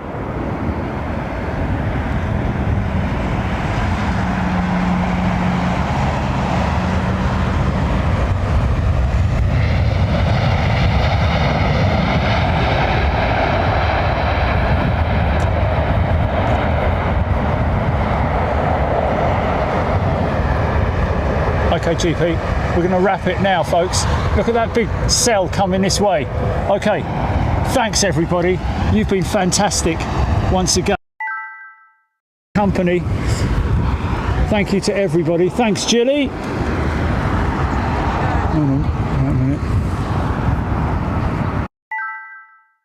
Okay, sorry about that. Thanks, folks. Enjoy the rest of your day, whatever you're doing. Be safe, be happy, and be strong, be foolish, and be happy. Yeah, look after yourselves.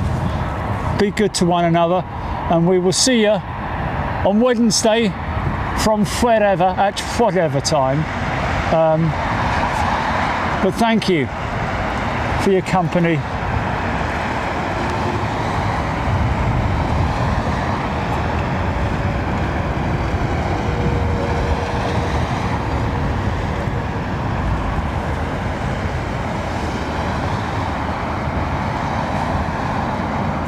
Okay. Okay, GP, you ready for the breakdown?